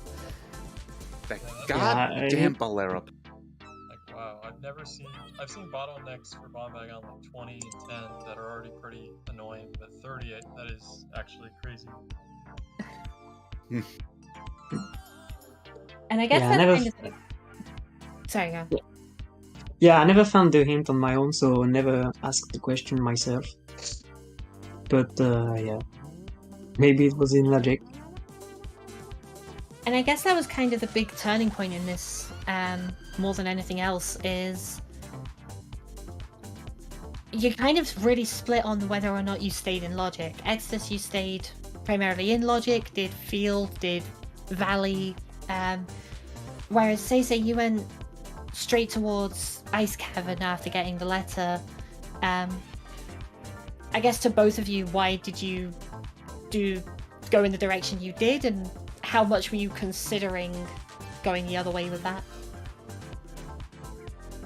I stayed in logic because I wanted a bomb bag, and I knew there had to be one because I barely had any logic checks left. So, like, bomb bag is the most important item in Randomizer, so I wanted to get it. But yeah, it was on 30, and that was just, no one's ever gonna get the 30 one, like, without going out of logic. So pretty much had to go out of logic. Hmm. Did you Yeah, ever? Yeah, go on. Did you ever consider the option of a scale? I mean, yeah, I knew it would either be a bomb bag or something leading to a bomb bag. So yeah, it definitely could have been a scale to get to ice.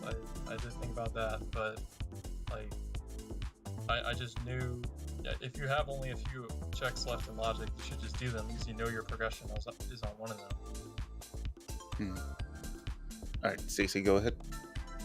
Yeah, for me the bomb bag wasn't that important, and I knew I was about to find items when doing the river since Strength 2 was already hinted, and yeah, there was the need to plant a bean on Bolero. And also the thing is, I thought it was overboots over there. So Oh. yeah. Yeah, I But see that. Like, I tried staring at it for like 30 seconds. I could not tell the boots. I don't know why. yeah, when I was looking at it, I was like, I think it's overboots, but no matter what, it's required, so I don't want to spend 30 seconds being sure if it's overboots or not.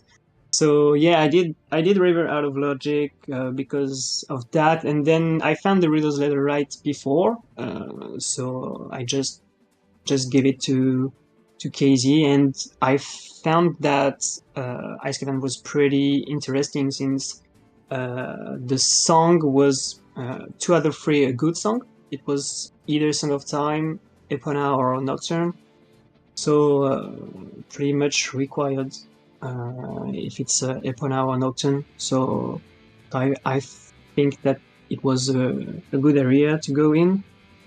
And yeah, when I found Epona, I just followed the path of GTD, and I also wanted to check if it was an 80, so that's why I crossed the wasteland. Well, you're both crossed the wasteland right around the same time. Yeah. Yeah, it's like you both did a lot of the same thing at the same time. The difference was, SeYsEy, you were a dungeon ahead and a long shot ahead. Yeah, but which hookshot did you miss, Exodus? The lab. I just didn't see really a reason to go there because, you know, I was trying to do dungeons and skulls, and that doesn't really have dungeons or skulls to do adult lakes, so I just didn't really want to do it. But I can definitely understand doing it at some point. It was never a priority for me. Like, there was always better to do, in my opinion. I think Yeah, because when you went to GTG, you went through Irofield. Yeah. Yeah. Okay. I see. I think the other thing from kind of our perspective on this is Gerudo Valley had a blue fire bottle in it. So you, Exodus, you checked King Zora on the way into Ice Cavern, and so you had all that time to kind of go, okay, I've got this hook shot, what's my next play, where do I go from here, what are my options, kind of thing. Whereas I assume, SeYsEy, on your end, getting that hook shot, your first thought is GGG Epona, but to some extent, I think you've planted the bean in lake at that point, I think. No, I didn't. I never planted the bean in okay. lake. Yeah, no, he did not. But yeah, I was a bit confused when I got the hookshot because I wanted to go to GTG before getting it, and when I found a hookshot, I was like, yeah, maybe it unlocked something that I could do right now. So first I played Bolero, and it was pretty bad because I didn't have bombs at the time, so I don't know why I thought fire could be a good option. So yeah, I was like, well, let's forget about it. Let's go to GTG. This is path. This is way better. We'll see after that. Yeah, and then obviously the issue from there was every item you found, you go to GTG and you get a Kokiri sword and a boomerang. So you go child and you start clearing out those, and you get Requiem and you do spirit, and every item from that point was just further and further for you, Exodus, away from getting that long shot, because suddenly the whole game is opening up in front of you, and these one-off checks that are kind of buried away at the start are getting further and further buried away. Yeah. Oh, you know, SeYsEy, you actually just reminded me of something. Yep. It's more of a scolding. Oh. SeYsEy, did you forget that you had both silver gauntlets and the hammer going into Fountain? Going into Fountain. Oh, because of the skull? Not the skull. You use the bomb tube to blow up the wall, and you can break the rock. Oh. and- Really? I didn't know it Really? was a thing. Really, it is Oh, a thing. yeah. It is not a clip. Okay, I Right. never saw that, to be honest. So I don't know. Huh. That Okay. is an- oh, I guess even top runners don't know all the tricks. Yeah. I Hard don't know to everything. this at this for sure. point. I know the other thing that came up in chat, just as a quick thing, by the way, Exodus, did you misidentify the lights, or did you just decide you could pick them up later? I saw them and I didn't remember to pick them up. Yeah. So Fair. I was like trying to pick everything in Crater, and I was just annoyed at the seed at that point, because I just really don't like seeds where you just don't have explosives other than like a 10-pack for like an hour and 15 minutes, which has happened, so I was kind of tilted, so I probably just forgot to do it because I was annoyed. Yeah, fair. So I guess, obviously, winner's side, you both had pretty spectacular runs to this point. So SeYsEy, you're guaranteed top 6 at this point. And your next match is up against either Duke or Ryukane, which Ryu there's a little bit of history with, I've seen. Mostly Yeah. from that league season. Yeah, absolutely. Which I guess arguably Ryu came out ahead of 2-1. Yep. I was surprised to see you haven't played Duke before in a 1v1 as far as I can see. Yeah, because I was not that good when Duke was on the top, like before S4, and Duke didn't play S5, so couldn't face him. He didn't play League Season 1, and I didn't play League Season 2. But now, yeah, we have a chance to face each other. That will be a great, to be honest. But facing Ryu will be awesome too. Yeah, because of that history of League Season 1. We both were 1 and 2. And yeah, he's leading 2-1. I need to correct that. Yeah. And Exodus, while you are down the seed, you are not out of this tournament. However, your opponent is Spun. How do you feel about that? I mean, I think Sponge is gonna make run all the way and win the tournament, honestly. Like, he's just crazy. I mean, I'm gonna try to win, obviously, but I don't think I have very good chances.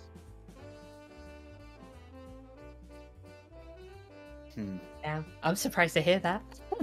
So, yeah.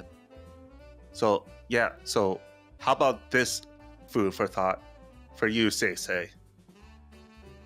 With this win, you are now 1 win away from winner's final. Yeah. That's pretty crazy. I didn't thought about it before the tournament. Especially that I didn't practice that much before the qualification. I only did a couple seeds during the year, here and there, but that's it. And yeah, qualification went really well. And now I'm winning again and again. I don't know why, but yeah, I guess yeah, being in final would be absolutely awesome. I really didn't thought about it, and yeah, I was like getting 1 win, I would be okay with that. That would be a good tournament already. But yeah, man, maybe I can think of the win of the tournament. That would be incredible, to be honest. Well, all the best to both of you in the upcoming games then. I think that's all I've Thank got you. to say. I think that's everything from chat covered. Has anyone else got anything to add to this? Thank you for the restream. Yeah, no problem. So yeah, Okay. I think I'm gonna head out to the French interview. Yeah. So yeah, thank you for the restream. Thank you for the interview.